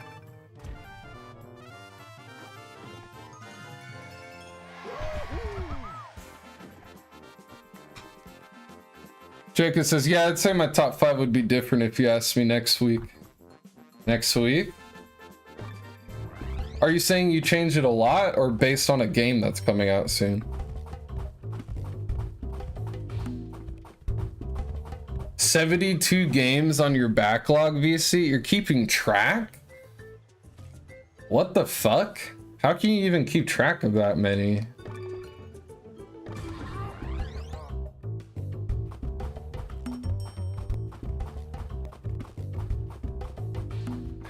Sons of the Forest had padding towards the end, 4 hours of it. That game doesn't take very long to beat though. You can beat that game in like 20 hours. VC says my Switch top 5 hard to pick and change is often Mario Odyssey, good choice. Astral Chain, magnificent choice. Legends Arceus, ooh, drop down in quality. Tears of the Kingdom and Xenoblade Torrent Golden Country. Bro, the only one that sticks out is that Legends Arceus. That's such a good top 5 minus... Legends Arceus is fun. That's actually the only Pokemon Switch game that I like. It's good. I like it more than Sword and Shield, and I like it more than Scarlet Violet. But top 5 though? I don't know, man. I could think of a few games that are better. But I love that Astral Chain's in your top 5. That's base as fuck. Astral Chain is also in my top 5. And Mario Odyssey. My top 5 is Mario Odyssey, Zelda Breath of the Wild. And I know some of you guys are gonna go, huh? I thought you liked Tears of the Kingdom better. I'm going off of impact. Like, Breath of the Wild had such a big impact on me. Like, playing through an open world Zelda game for the first time, I don't know if I'll ever recapture that magic, you know? Like, Tears of the Kingdom is awesome. I really do think it mixed up the map enough to feel different. It wasn't like a copy and paste situation. But if we're going off of like impact and just like experience, yeah, Breath of the Wild is slightly higher to me. But Tears of the Kingdom has amazing mechanics. I love that game. And I really like the Wind Temple and the Sand Temple. Lightning Temple, excuse me. There's really good dungeons in Tears of the Kingdom. I love Tears of the Kingdom, but if we're going off of like, you know, history, like historical, like iconic, Breath of the Wild will be more iconic. Looking down the line in history. So Breath of the Wild, Mario Odyssey, Astral Chain, Smash Ultimate, and then fuck, what would be my 5th choice? Bayo 3. No, maybe. Actually, I think I gotta go like Tropical Freeze, but that's a Wii U game, so that kind of feels like a weird choice. Maybe not Tropical Freeze, even though I love that game. I'd have to think about that. But there's my top 4.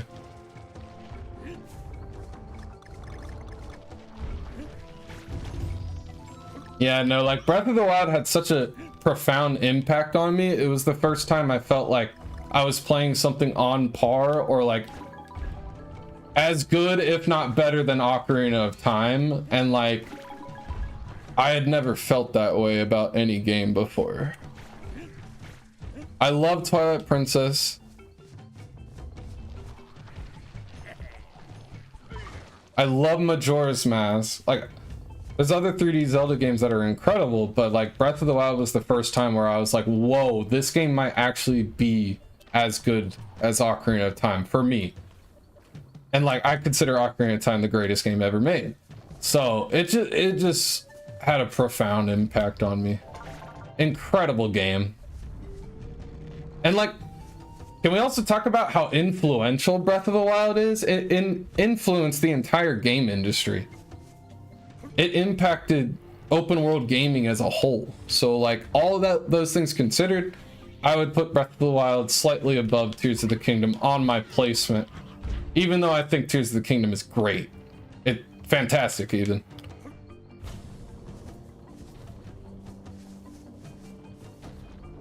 What's my 5th game though? Oh good, there was a letter down here that worked out. Swing. This level's fucking awesome. I'm enjoying this. FF7 Rebirth was about 50 hours when I beat it. Really? You beat it faster than I thought. Huh. This is a bad platform to stand on while trying to read chat. It's moving. Just want to catch up. But with side content and the overworld being so pointlessly huge, yup, makes the game around 200-300 hours to complete. Fuck that. That's such a waste of time in my opinion. Luigi logic is disguised as a power, but it's just the game telling you what to do. For real, absolutely, it's hand holding. I'm such a big fan of Mario and Luigi. I wanted Brothership to be good, so I kind of was in denial about it at first. I'm not gonna lie. Like, even though I didn't pick up the game right away, I was in denial. Like, even though that the reviews were mixed, I was like, nah, it's probably a good game. Nope. I'm starting to not think so. I think Brothership, like all the criticisms that people have brought up for the game are perfectly valid. Like, dude, I watched Wood beat 'em ups. I watched his video on Brothership. It's brutal, man. Like, he hated it. But I think his criticisms are valid. I mean, like, seriously, compare Brothership to fucking Bowser's Inside Story, or even like Partners in Time. It's like a substantial decline in quality. And that goes for like the charm and the humor. Because like those games were always really funny. They had really good humor. Like it seems like Brothership is it's just not as good, man. Oh well, they tried, I guess. Like it's really awesome that they tried to revive the series, and I hope it gets another entry and maybe they can learn from their mistakes. But yeah, it's a dud. Like VC said, it's a mixed bag at best. Yeah, mixed bag. It's got good parts. Like I think Brothership, the combat is good. So like I tried it out and I thought the combat was good. So I was like, oh, this game's gonna be fine. And it's like, it seems like the combat is great in Brothership. It's everything else that's a problem. It's everything but the combat that's the issue in that game. Playing the Switch on the plane is always the best. Gonna be doing that a lot this year, actually. Oh yeah, you're gonna be traveling? Jacob said the bosses are a healthy challenge. They're hard, yeah, and they take forever. They're good though. I did like the bosses in Octopath. They're really good. No worries, bro. Astral Chain is a button masher. It really isn't though. Like, get good. It has so many combos. If you button mash an Astral Chain, you're gonna die. You're just gonna get your ass fucking kicked. Not unless you play on the easy mode. But no, it's not. I know you're joking, but it's not a button masher. Absolutely goddamn not. How fucking dare you? I know people don't like it when people say this about games, but Astral Chain is one of those games where it genuinely gets better the more you play it. The farther you get in, it gets so much better. Like, even like revisiting it, like, I'm not gonna lie, the first 2 hours, it's very much like exposition and like getting to know the characters, opening up the story, because the combat is really limited in the first hour or two of Astral Chain. Like, you don't have a Legion, you've only got one attack and like your gun, but they're not upgraded, so it's like really basic combos. You don't have your Legion, like I said, so it's like your first impression is not at all what the final game is like once you play it for like 5 hours. Like, Astral Chain really opens up, and I think that's on purpose. It's so that it doesn't overwhelm the player. It starts you out slow, and it gets so much better, dude. Like, once you're like 4 or 5 hours in, like I am on my save, it's peak. It's incredible. You get a skill tree. You get a skill tree on each Legion, and you unlock new abilities. You just get stronger and stronger. You learn more shit. There's 5 Legions that you can unlock total. So like, there's so many different play styles. Oh my god, that game is peak, man. So like, my point is like, oh no, I missed that. My point is like, give it another chance. Like, it gets so much better. And I know some people are like, that's bullshit. Like, a game should be good in the first hour. I kind of get that sentiment, but it's not always true. There's plenty of games that get better the more you play it, and it's perfectly valid. I feel that way about Dragon Quest XI. The story gets better and better. Oh yeah, oh yeah. And yeah, that game starts out really slow. So yeah, that's a good point. Yeah, like the first 5 hours, first 5 to 10 hours are a little bit dry. Not dry, but just slow. Dragon Quest XI is a big ass long game though. But yeah, it starts out a little slow. and it gets better and better. The story gets crazy in Dragon Quest XI, like actually becomes like cliffhanger moments where you're like, I gotta know what happens next. That game is peak too. Yo, I'm going with Dragon Quest XI. I think that's my number 5 pick. I absolutely love that game. I know it's no longer a Switch exclusive, but it did get its own version with additional content. Dragon Quest XI S Definitive Edition. That was first on Switch. So, yep, Dragon Quest XI is my number 5 pick. That's it. Dragon Quest XI could take my 5 spot too, to be honest. Hell yeah. I think that's what I'm sticking with. So, Zelda Breath of the Wild, Mario Odyssey, Astral Chain, Smash Bros. Ultimate, because, God, that game is so good. The replayability. Ooh, that was good. Let's go. The replayability, the amount of characters in that game, you got to give it up to Ultimate. Even though the online isn't the best, you got to give it up to Ultimate just for content, just for the content. But yeah, let me say it one more time. My top 5 is Zelda Breath of the Wild, and this is in order. Zelda Breath of the Wild, Mario Odyssey, Astral Chain, Smash Bros. Ultimate, Dragon Quest XI.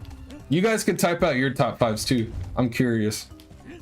Feel free to let me know. But that's mine. Gotta have at least one platinum game. I like Astral Chain more than Bayo 3, even though they're both really good. And then gotta have at least one Square Enix banger. I like Dragon Quest more than Final Fantasy, dude. I need to play Final Fantasy 16 to like really judge that, but yeah, I'm starting to think Dragon Quest is better than Final Fantasy, but maybe that's because like they keep changing the playstyle of Final Fantasy, like they're not turn-based anymore. I like the classic turn-based style of Dragon Quest. I forgot how much I love Dragon Quest XI. I know, right? I'm like, wait, me too. I'm like, hold on. That's like the obvious 5th spot for my top 5. Obvious. Oh. Fuck. I love Game of Thrones. I just hate the last 2 seasons.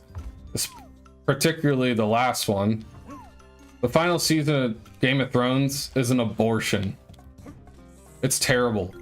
But like, bro, the first 6 seasons, like first 5 seasons of Game of Thrones is like some of the best television I've ever seen. I mean, obviously Breaking Bad is up there too. I love Breaking Bad. And like Dexter's really good. There's other really good TV shows, but I think Game of Thrones, like, especially the first couple seasons, is like peak cinema, peak television.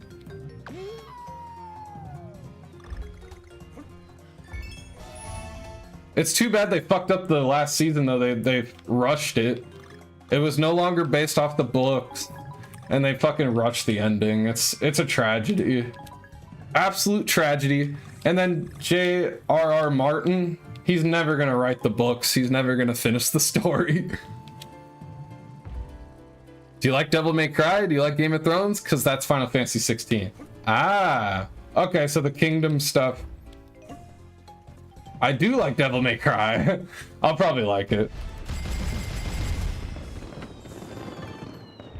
I'll probably like it then. So we have the same top 5 except for 3. Hell yeah. That's dope, Shaken. Okay, good taste then. Good taste. No, you just said that you didn't like Astral Chain. You weren't even hating, so you're good, man. But that is crazy you tried it and didn't like it. But hey, maybe action games just aren't your thing. I didn't even know how much I liked Platinum Games until I started trying Bayonetta. And that wasn't until 2018. I think that's when they ported Bayonetta 1 and 2 to Switch. And I was like, holy fuck, I've been missing out on these games. Yeah, so Platinum Games and Bayonetta, like I didn't even try those until the Switch. So like that's a franchise owned by Nintendo that I had never tried before the Switch. The Switch is so good at introducing new Nintendo IPs and new franchises that you maybe wouldn't have tried before, but tried it on the Switch.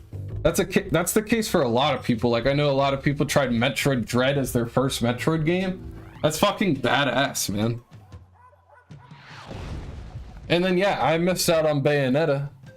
And now I love Platinum Games. I would consider myself a Platinum Games fanboy now. And that's because I tried Bayonetta 1 and 2 on the Switch. They're a dual pack. It was a dual pack for $50, so $25 per game. I thought it was a great deal. Dude, that double pack is awesome. Bayonetta 1 and 2 for 50 bucks. It's awesome. The only thing that's wrong with it is that it's a digital version of Bayo 1 instead of both being on the cartridge. But I digress. It's still a great value. They need to do that with Wind Waker and Twilight Princess HD. Just give us both for $60. It's not gonna happen. It's a Zelda game. It's Zelda games, so it's not gonna happen. But dude, imagine. Dual pack. Dual packs are great. Oh, fuck Dread Hunter. Shame on you. Honestly, I'm kind of surprised Dread... Dude, hold on a second. I might have to swap out Dragon Quest with Dread, man. I love Dragon Quest 11. It would probably be like number 6, but hold up. I almost forgot how much I love fucking Dread. Alright, yeah, I'm changing it again. No, I gotta put Dread in my top 5. What am I talking about?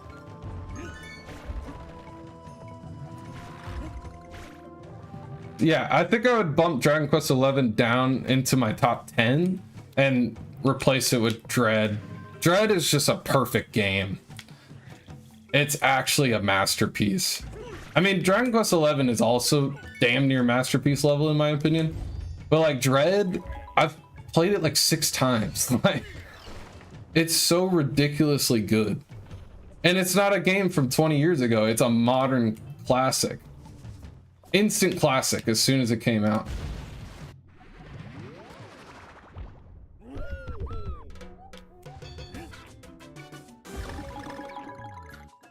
Infinite replayability, by the way, especially with the difficulty modes, and if you use an emulator or a hack switch and play the randomizer, because there is a randomizer for Dread. Infinite replayability. Yeah, you're right though, Jake. It's shame on me. How did we forget Dread in the top 5 discussion? Changing my Switch fucked up my Dragon Quest 11 hours. That happened with me in Astral Chain, and I'm pissed. It acted like it was my first time playing it the other day. Like, if you look at my hours, it'll say Astral Chain, first time played like a couple days ago, and it's like, no, dude. I played that back in 2019. It makes me look like a fraud, and I hate it. At least I didn't lose my Smash Ultimate hours. If I lost my Ultimate hours, I'd be gutted. It's still keeping track of that. I don't know why it's like a game-by-game basis.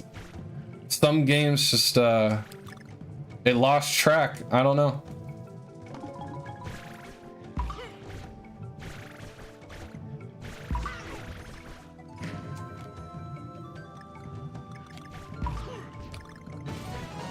I played like 3 hours of Astral Chain and maybe 7 or 8 of Bayonetta. I tried.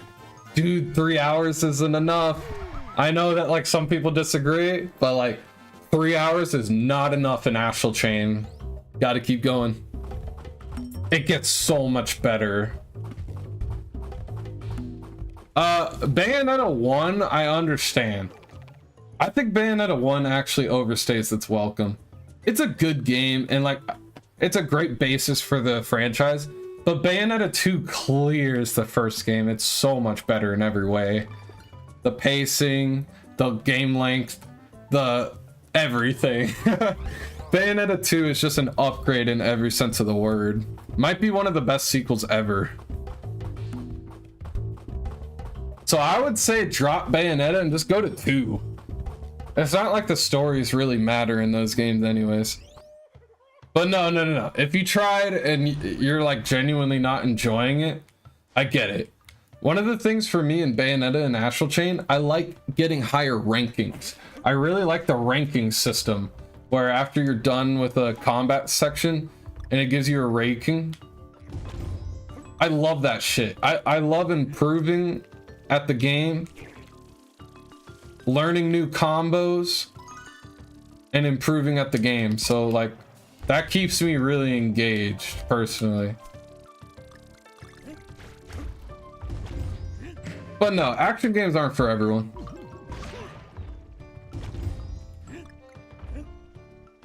Like damn, Jake, and not even Devil May Cry?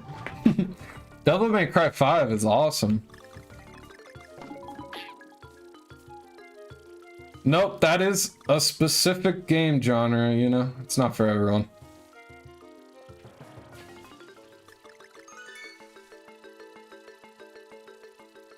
These Vine sections are reminding me of Donkey Kong Country 2. Big time. I'm loving it. I don't like Devil May Cry. Alright, yeah, I tried. Yeah, no. It's just not your thing. And that's totally okay. Some people really don't like open world games. I love open world games. I like them more than most people, I think. That's why I didn't feel fatigued by Tears of the Kingdom. Like, I just loved it. I don't get fatigued by the Horizon games. Like, some people think Horizon's boring. Not at all. I really like the Horizon games, but I get it.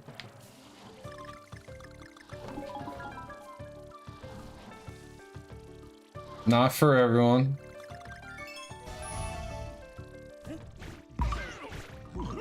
My Smash has been stuck at like 1,400 hours, like 500 hours ago. What? Oh no, that sucks, dude. Your time saved is like all time played is just all out of whack. Yeah, I don't know why the system transfers mess that up. It's stupid, but it is what it is. It's not a big deal. Hopefully everything transfers over to the Switch 2 nice and clean. Oh, I got snatched up. I think it will. I think all your Nintendo account stuff is going to transfer over no problem. You just log into your Switch 2 and then it'll ask like, it'll give you like a re-download list, like a download list from the games purchased on the eShop. And you can download which ones you want. That's what I think. It's going to be nice and easy. And then you could just pop in your physical Switch games.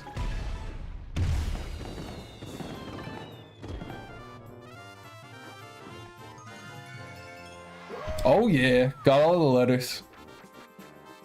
Jovi said, for me, it's Smash, Odyssey, Dread, Tears of the Kingdom, and Luigi's Mansion 3. That's a really good top 5. Very good top 5. I like it, Jovi, I like it. Giving love for Luigi's Mansion 3. That's an excellent game. And I'm glad that Tears of the Kingdom made it into your top 5. That means you really enjoyed it. That's awesome. We might just turn Jovi into a Zelda fan. We're gonna make Jovi a Zelda fan yet. It's gonna happen. It sounds like Tears of the Kingdom made you a fan. That's awesome.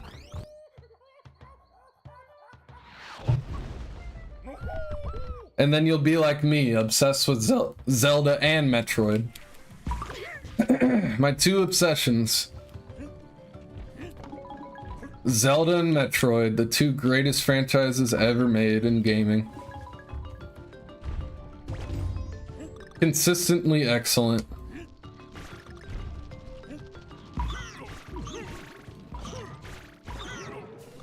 Donkey Kong is pretty consistent too, though, now that I think about it.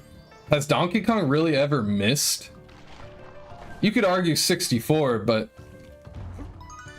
I mean, that game was good when it came out. It's just retrospect, people looking back and being revisionists. But like, in 99, when that game came out, everyone loved Donkey Kong 64. That King of Swing on DS. Does that count? I guess that counts, damn. No, but I wouldn't consider 64 a miss at all. It's a good game. Just has issues. It's got design flaws, but it's still good. You know what's funny is if you play that ROM hack called Tag Anywhere, it just completely fixes all the problems with Donkey Kong 64. Once you play that ROM hack, you can't go back to the original DK64. But yeah, it's kind of annoying how people play Revisionist and they try to act like DK64. Like, oh, that game was never good. It's like, no, if you go on Metacritic and look, like, critics absolutely loved that game. And so did everyone back then that played it. I love DK64, but it took me like 100 hours to beat it. I don't know if that's because I left my 64 on a lot. That's probably partly why, but yeah, no, it took me so fucking long to beat that game. Ridiculous amount of time. Probably a waste of time, but I had fun with it. Dude, I was playing DK64 just as much as Banjo, if not more, like... There we go. Well, we lost Diddy. Damn it. Oh my fucking god. 64 was the shit when it came out? Absolutely. Crown Prophet knows what's up. Yeah, no, if you were there, you know. If you know, you know. And like the DK rap, come on. Fucking iconic. No, the only issue with that game is just all the collectibles.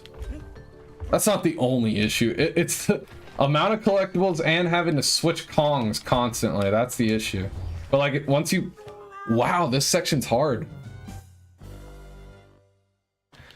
Once you play that Tag Anywhere ROM hack where you can just switch Kongs on the fly, it totally fixes most of the problems.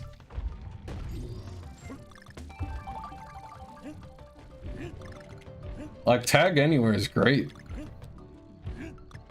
Like, oh, you see some red bananas while you're playing as Donkey Kong? No big deal. You just press a button and you're playing as Diddy Kong. Like, because that's the thing I don't like about Donkey Kong 64 is the backtracking. I don't like seeing an item that I can't pick up because I'm not playing the correct Kong, and then you have to go all the way to the barrel and switch back. That part sucks. Oh! Let's go.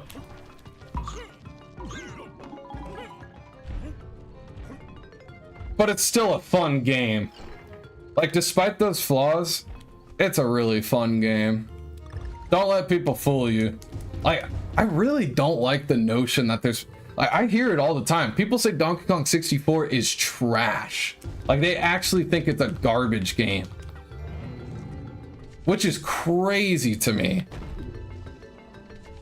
Is it perfect? God, no. But it's a fun game.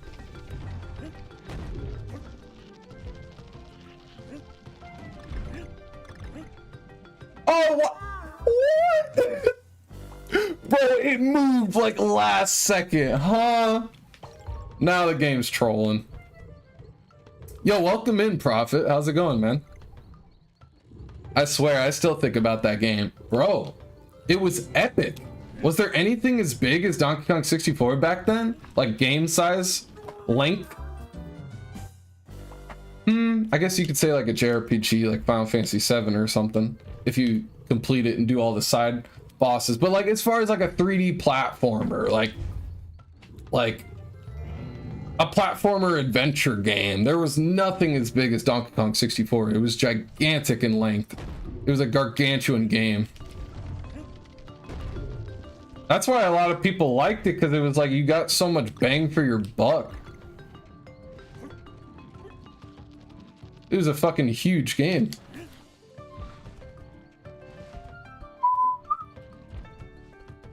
Da-na-na. Da-na-na-na. Oh, I thought I had more time there.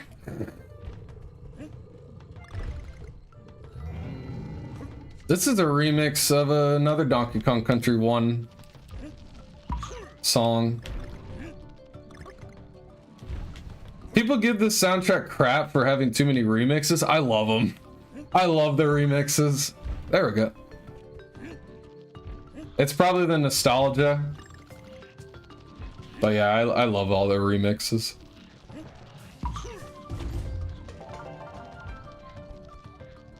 It's just like, oh, I know this song. There's bananas. Hey, let's go. Have you heard of the new Mario? Have you heard of the new game Mario in the Universe? The Mario ROM hack? Mario 64? No, I haven't. Is it looking really good?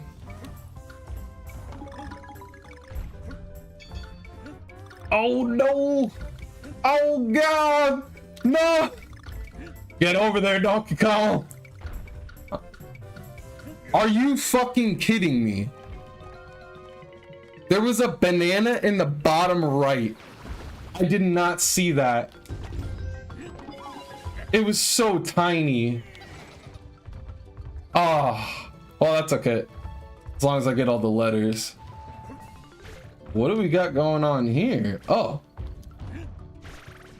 Oh, gamer moment.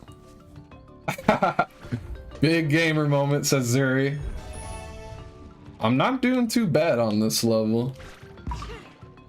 Thank you.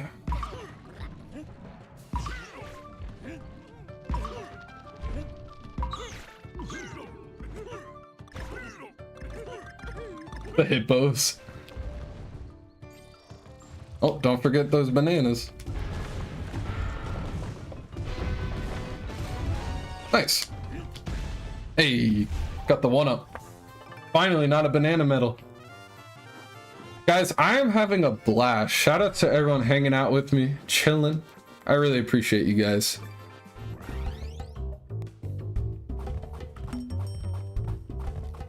I was looking forward to streaming tonight, and it has been a really good time. So I appreciate you guys for being here.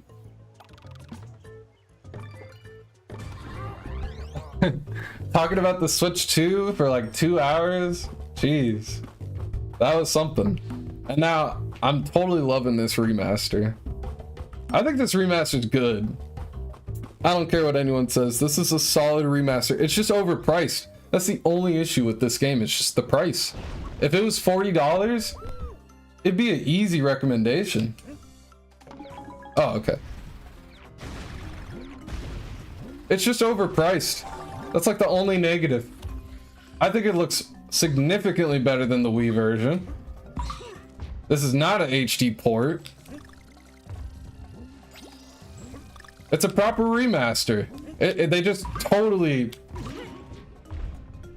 missed the ball. Like, I don't know, man. They were not reading the room with the price, but it's Donkey Kong, so they just figure it's a popular enough IP that they're just like, fuck it, people will buy it, I guess. It's so wild they announced the fucking Switch 2 the same day this game comes out. Like, they marketed the shit out of the game. They definitely did. Like, they kept tweeting about it and marketing it. They did their job. Oh, I missed the K. You know what that means? Suicide. Hey, can I die in peace here? I'm trying to fucking die. God. Game's trying to prevent my death. I gotta get the letters, so suicide it is. But yeah, I think it's funny that they just were like, fuck it, shadow drop that shit.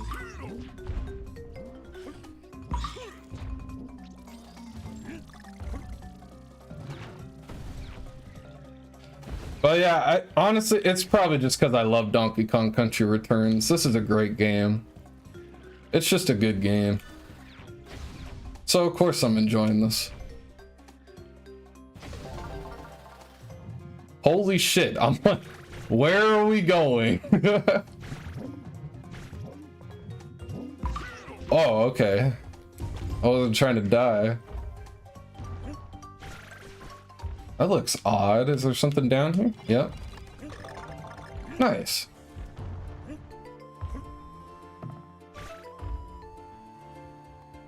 Yeah, it's already out. It's got a bunch of cool levels from other games. That sounds dope. If you don't mind, could you drop a link in the chat? If you're not busy. I'd appreciate it. Oh, fuck. That's okay. I can retry it. Haha. Dude, when Donkey Kong hits the ground, like, damn. It's got some oomph to it.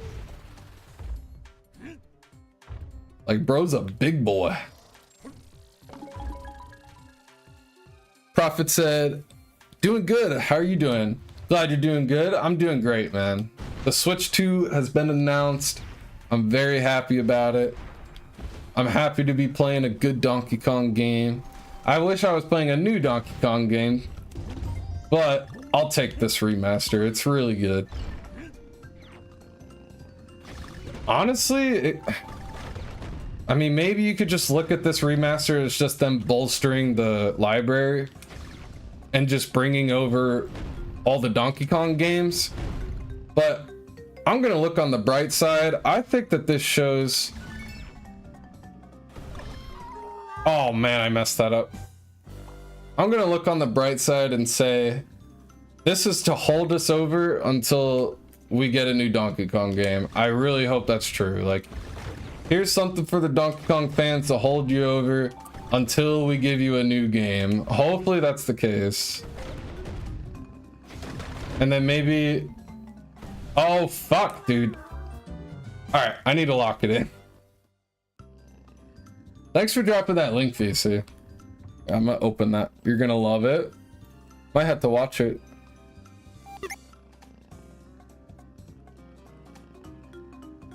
Might have to watch it in a second.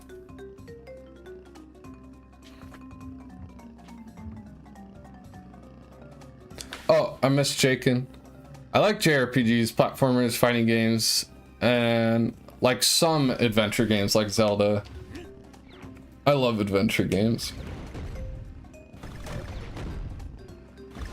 Action adventure games are some of my favorites.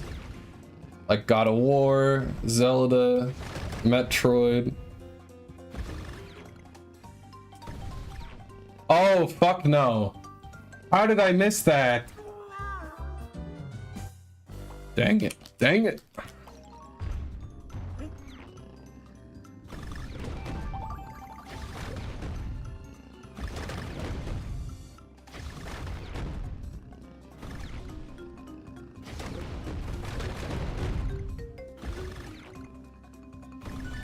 Nice. Get it in. Man, these backgrounds look awesome.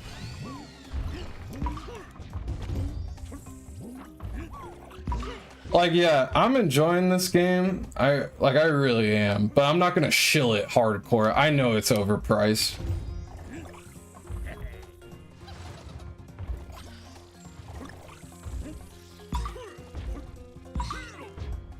But the truth of the matter is that Metroid is just underrated and underperforms on sales, so that's the reason why Prime Remaster was $40. That's really all there is to it. That's the only explanation. It's just brand recognition. Donkey Kong has way more brand recognition than Metroid and Samus, so they can get away with charging $60. I'd be really curious what the sales are for this game though. Like, which is gonna sell better, like Prime Remastered or this game? I mean, maybe with the Mario movie, it's like definitely this game, I would guess. Because like the Mario movie and like younger kids like getting into these characters for the first time.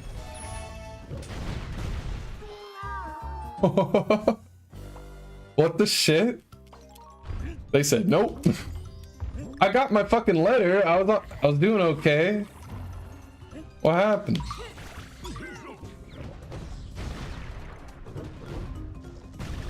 Like, it automatically shot me. I couldn't do anything. See, it was like one of those where it's automatic. Boom, boom. Boom. Oh, jeez. I was trying to time it. I knew I was gonna fuck that up. It looked hard. Here we fucking go.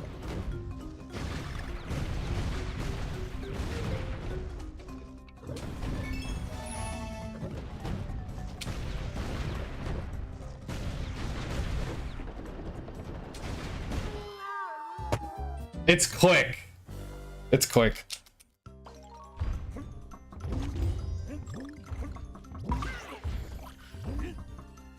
I'm really enjoying the difficulty. I love that Retro wasn't afraid to make these games challenging, because that's the essence of Donkey Kong Country. Like, the original Super Nintendo games are no pushovers. The first game's a little bit easier, but the second game, yeah, they definitely ramp up the difficulty. It's not easy. And I like that. Because, like, these are shorter games. But you will die a lot. So that helps. Oh, I only am missing one puzzle piece. That's gonna drive me nuts. Damn. Well, at least when I go back, I only have to look for one puzzle piece on that level. But I was so close to 100%ing on my first go.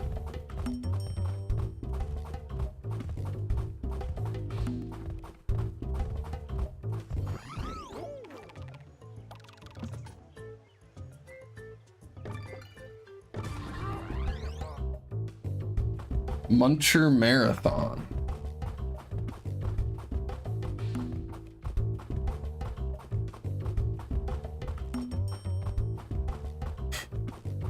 Can't wait to play this on Switch 2 where I'm not waiting in between the levels like that.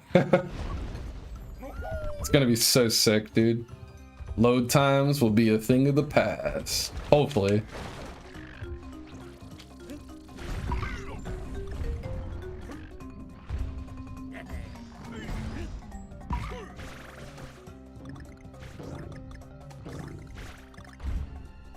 Oops.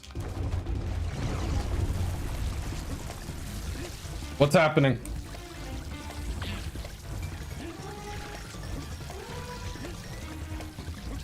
I'm being chased by bugs. I could have timed that a little better. Okay.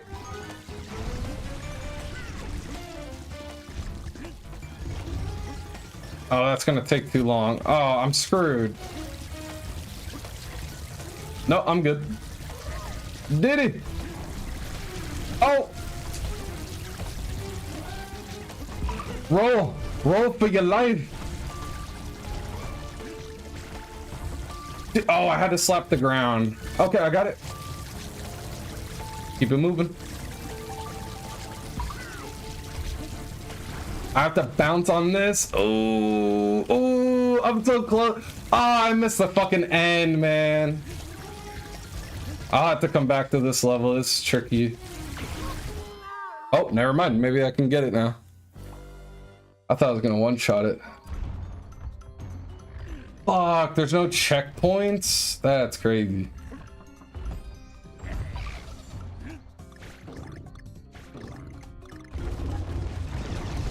This level is interesting.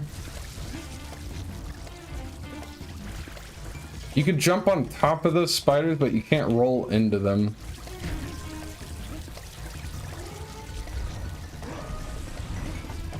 Move.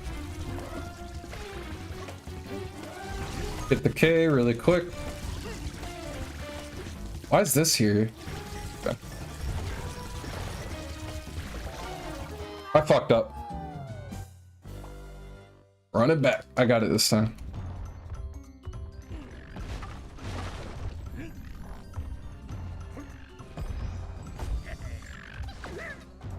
What?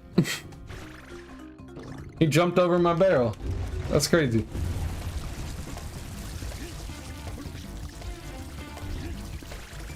After this level, I want to watch that trailer. for that ROM hack. You got me curious now, VC.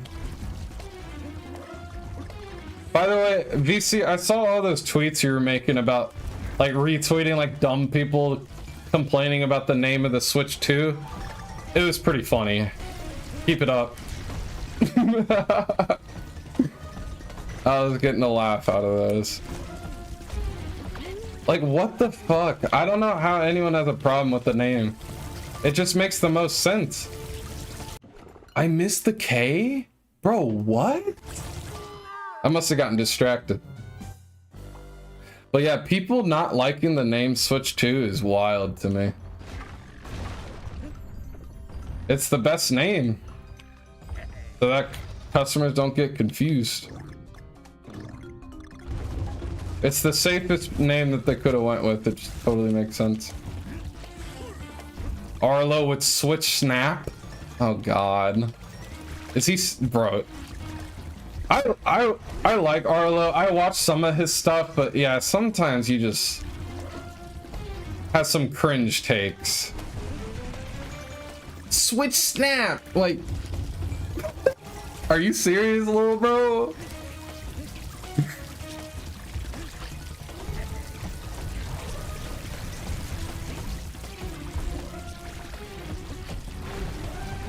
Everyone would have been like, what the fuck is that?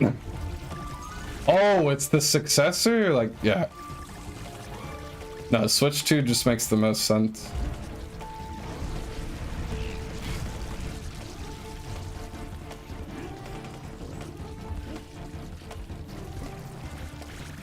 I fucked up.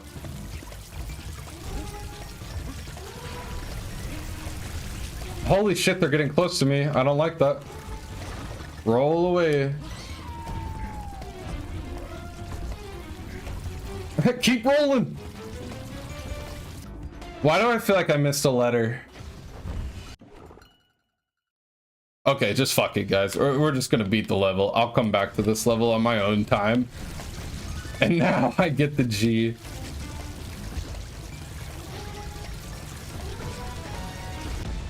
I was so done. Dang, that's crusty. I've been getting every single letter. That was a tougher level for sure.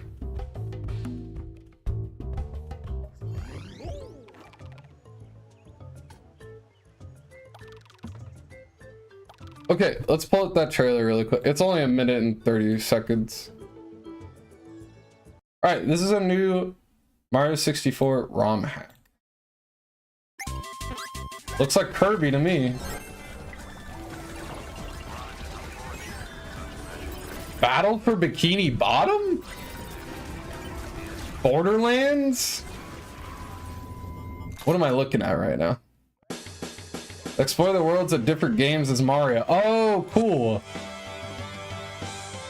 Oh, this is dope.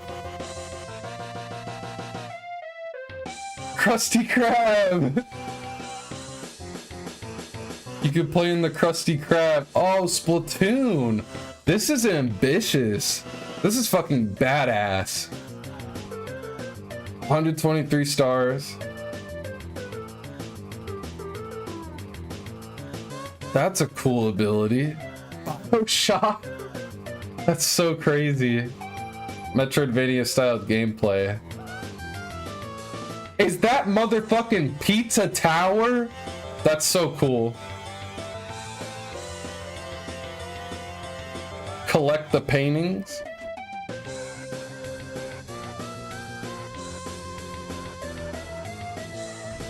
Ninja Mario. Oh, Doom Mario with the double shotgun. Oh, this is funny. It's like Zelda. In the multiverse. Oh, I can play that right now. That's super cool. Thanks for showing me that, VC. That was actually hype. That was sick. Never heard of this guy. Congrats on the release. It's finally here. Oh, this is like a long-awaited ROM hack. Wow. Yeah, I'm gonna have to download that. That looks cool. It's so sick for sure. I was impressed by that. That was cool. It wasn't just the locations, it was like the new abilities too. Like you were using like Kirby abilities, like the boomerang. That was sick. All right, let's do this boss. This is probably going to be the last level of the stream. Good thing I got Diddy there. I thought the cutscene was going to cut me off.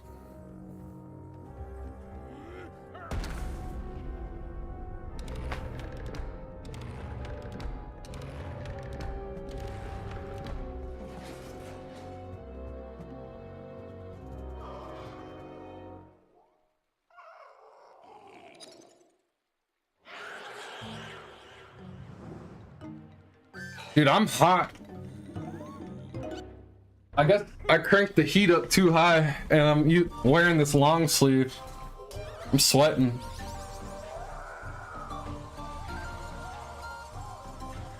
I love this shirt, but yeah, I get hot in it. It's because it's so damn cold outside. I've got the heat cranked. Got to. Fucking freezing outside. What do we got here? Ah. Whoa, who's this? I don't remember this boss.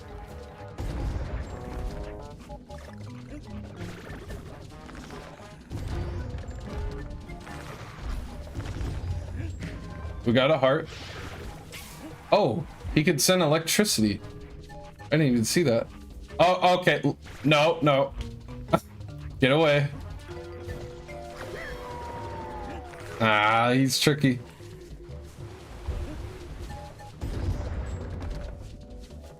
Whoa.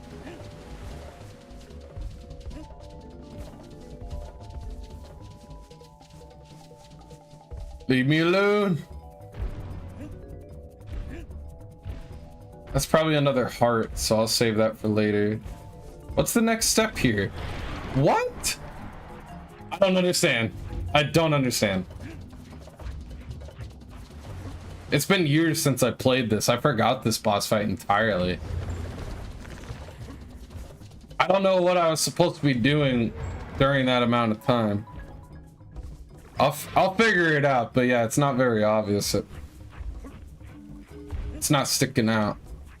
Obviously, you have to hit all of these buttons. Dude! Fucker's pissing me off. Okay, and then these windows open. Yeah! I totally meant to do that.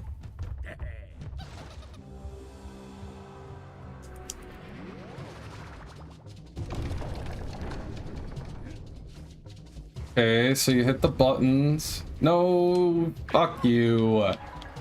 He's really fast. It's hard to outclimb him.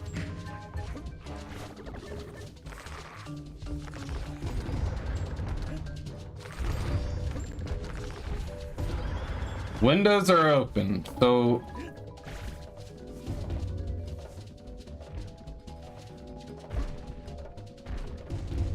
no, that doesn't do anything. Oh, his electricity is gone. So he could probably be damaged. All right, I get it, I get it, I get it.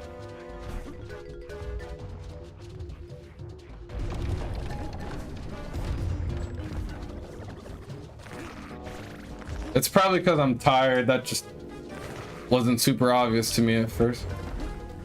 Oh, boom. Hit it. You son of a bitch.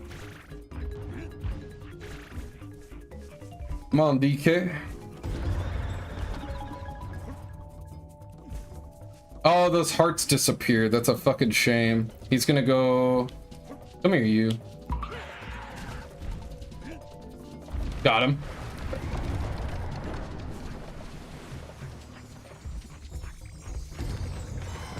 I lost Diddy. I thought that heart was gonna run into me sooner, but it didn't. Darn it. Don't you fucking dare. He's actually chasing me. Come here. Oh my god. That was embarrassing. That's why I'm saying, like, I'm gonna get off after this boss, because your boy is tired. I'm gonna get some good rest tonight, and when I stream this tomorrow, I'll probably be more on point. I'm just starting to make silly mistakes.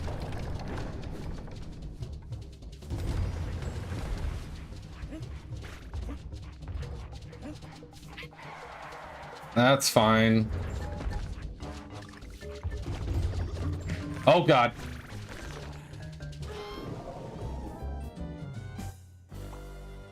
I thought there was a platform there.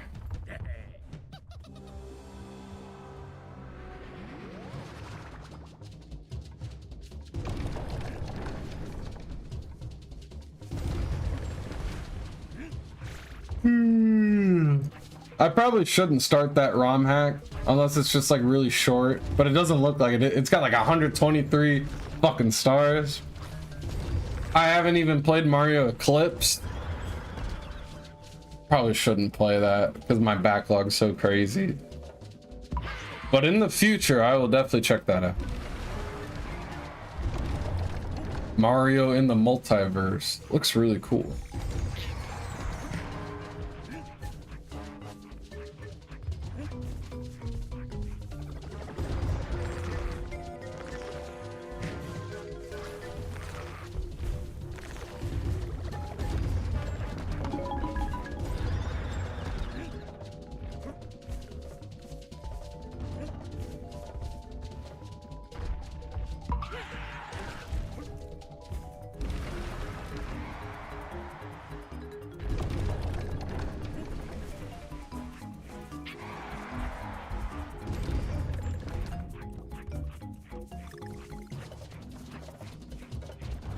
Get the fuck away from me. Oh, I forgot he can do that. Yep. That just happened. That happened too. If he comes straight at me, I was about to say it's over. Climb for your life. I think those buttons are about to reset. I'm just gonna stand by. Yep, they reset. Okay. Oh my god. No, don't fall. Get that heart. Woo! That was good fucking timing.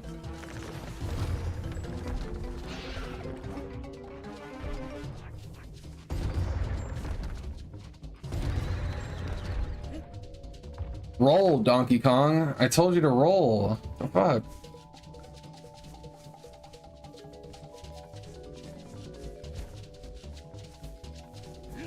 Come here. Let's go. GG's in the chat. Got his ass.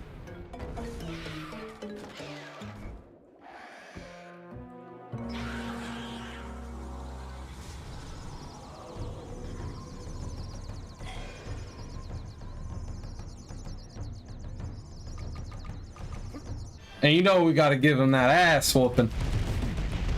Beat that ass. Hell yeah. I was falling a little too many times, but not too shabby. Other than the random falling, not too bad. That went better than I, you know. Not too bad.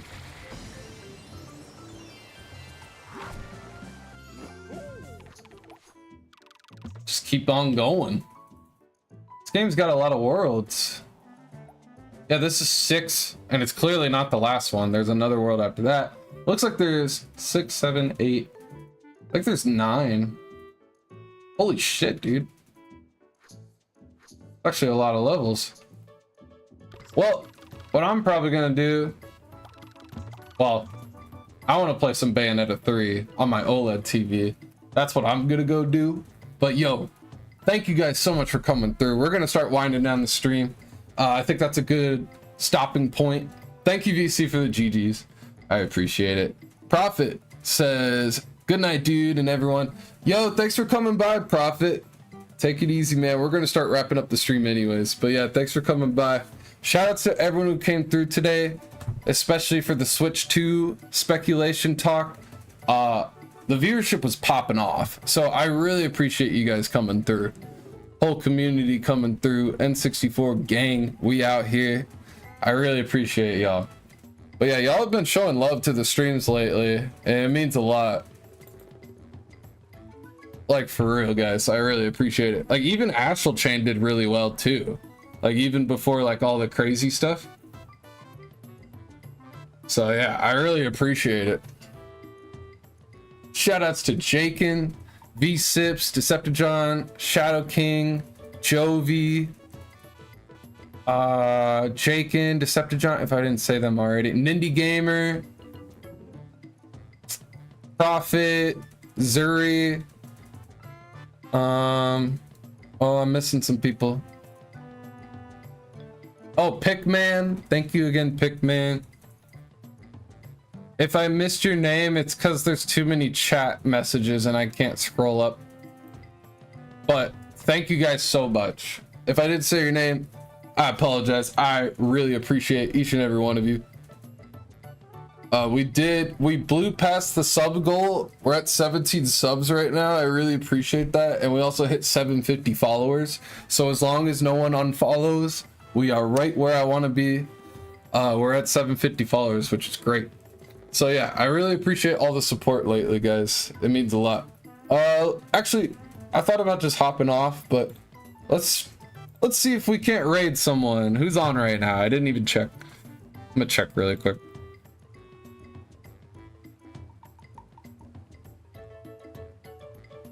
Lots of people are streaming.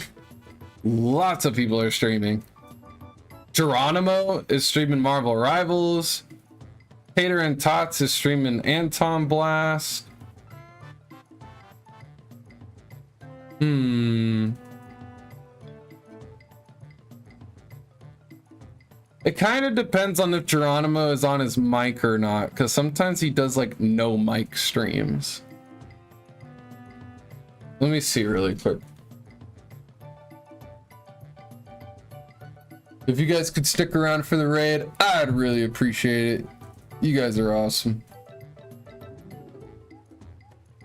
But yeah, I'm definitely going to be streaming more Donkey Kong tomorrow. I love this game and I've been really enjoying streaming it. Even though I'm definitely playing worse on stream. Like, clearly, like, I don't know what it is. But I definitely play Donkey Kong better when I'm just chilling by myself. But I've still been really enjoying it. And I think I'll play it better tomorrow. I'm just tired. I'm gonna get a lot of sleep tonight. Sleep the fuck in. Be energized and ready for tomorrow. I keep getting ads when I'm clicking on Geronimo's stream. I might just say fuck it. No, I want to watch him play Marvel Rivals. We're rating him. It doesn't matter. He's the homie. You guys are going to be surprised, but I haven't really watched anyone play Marvel Rivals. I'm like completely sleeping on that game. It's kind of funny. I just don't really feel like playing an Overwatch clone at the moment. It's mostly because it's a competitive shooter and I'm just not really into competitive stuff right now. But it looks really fun. Looks like a good free game. All right, guys, we're gonna start the raid.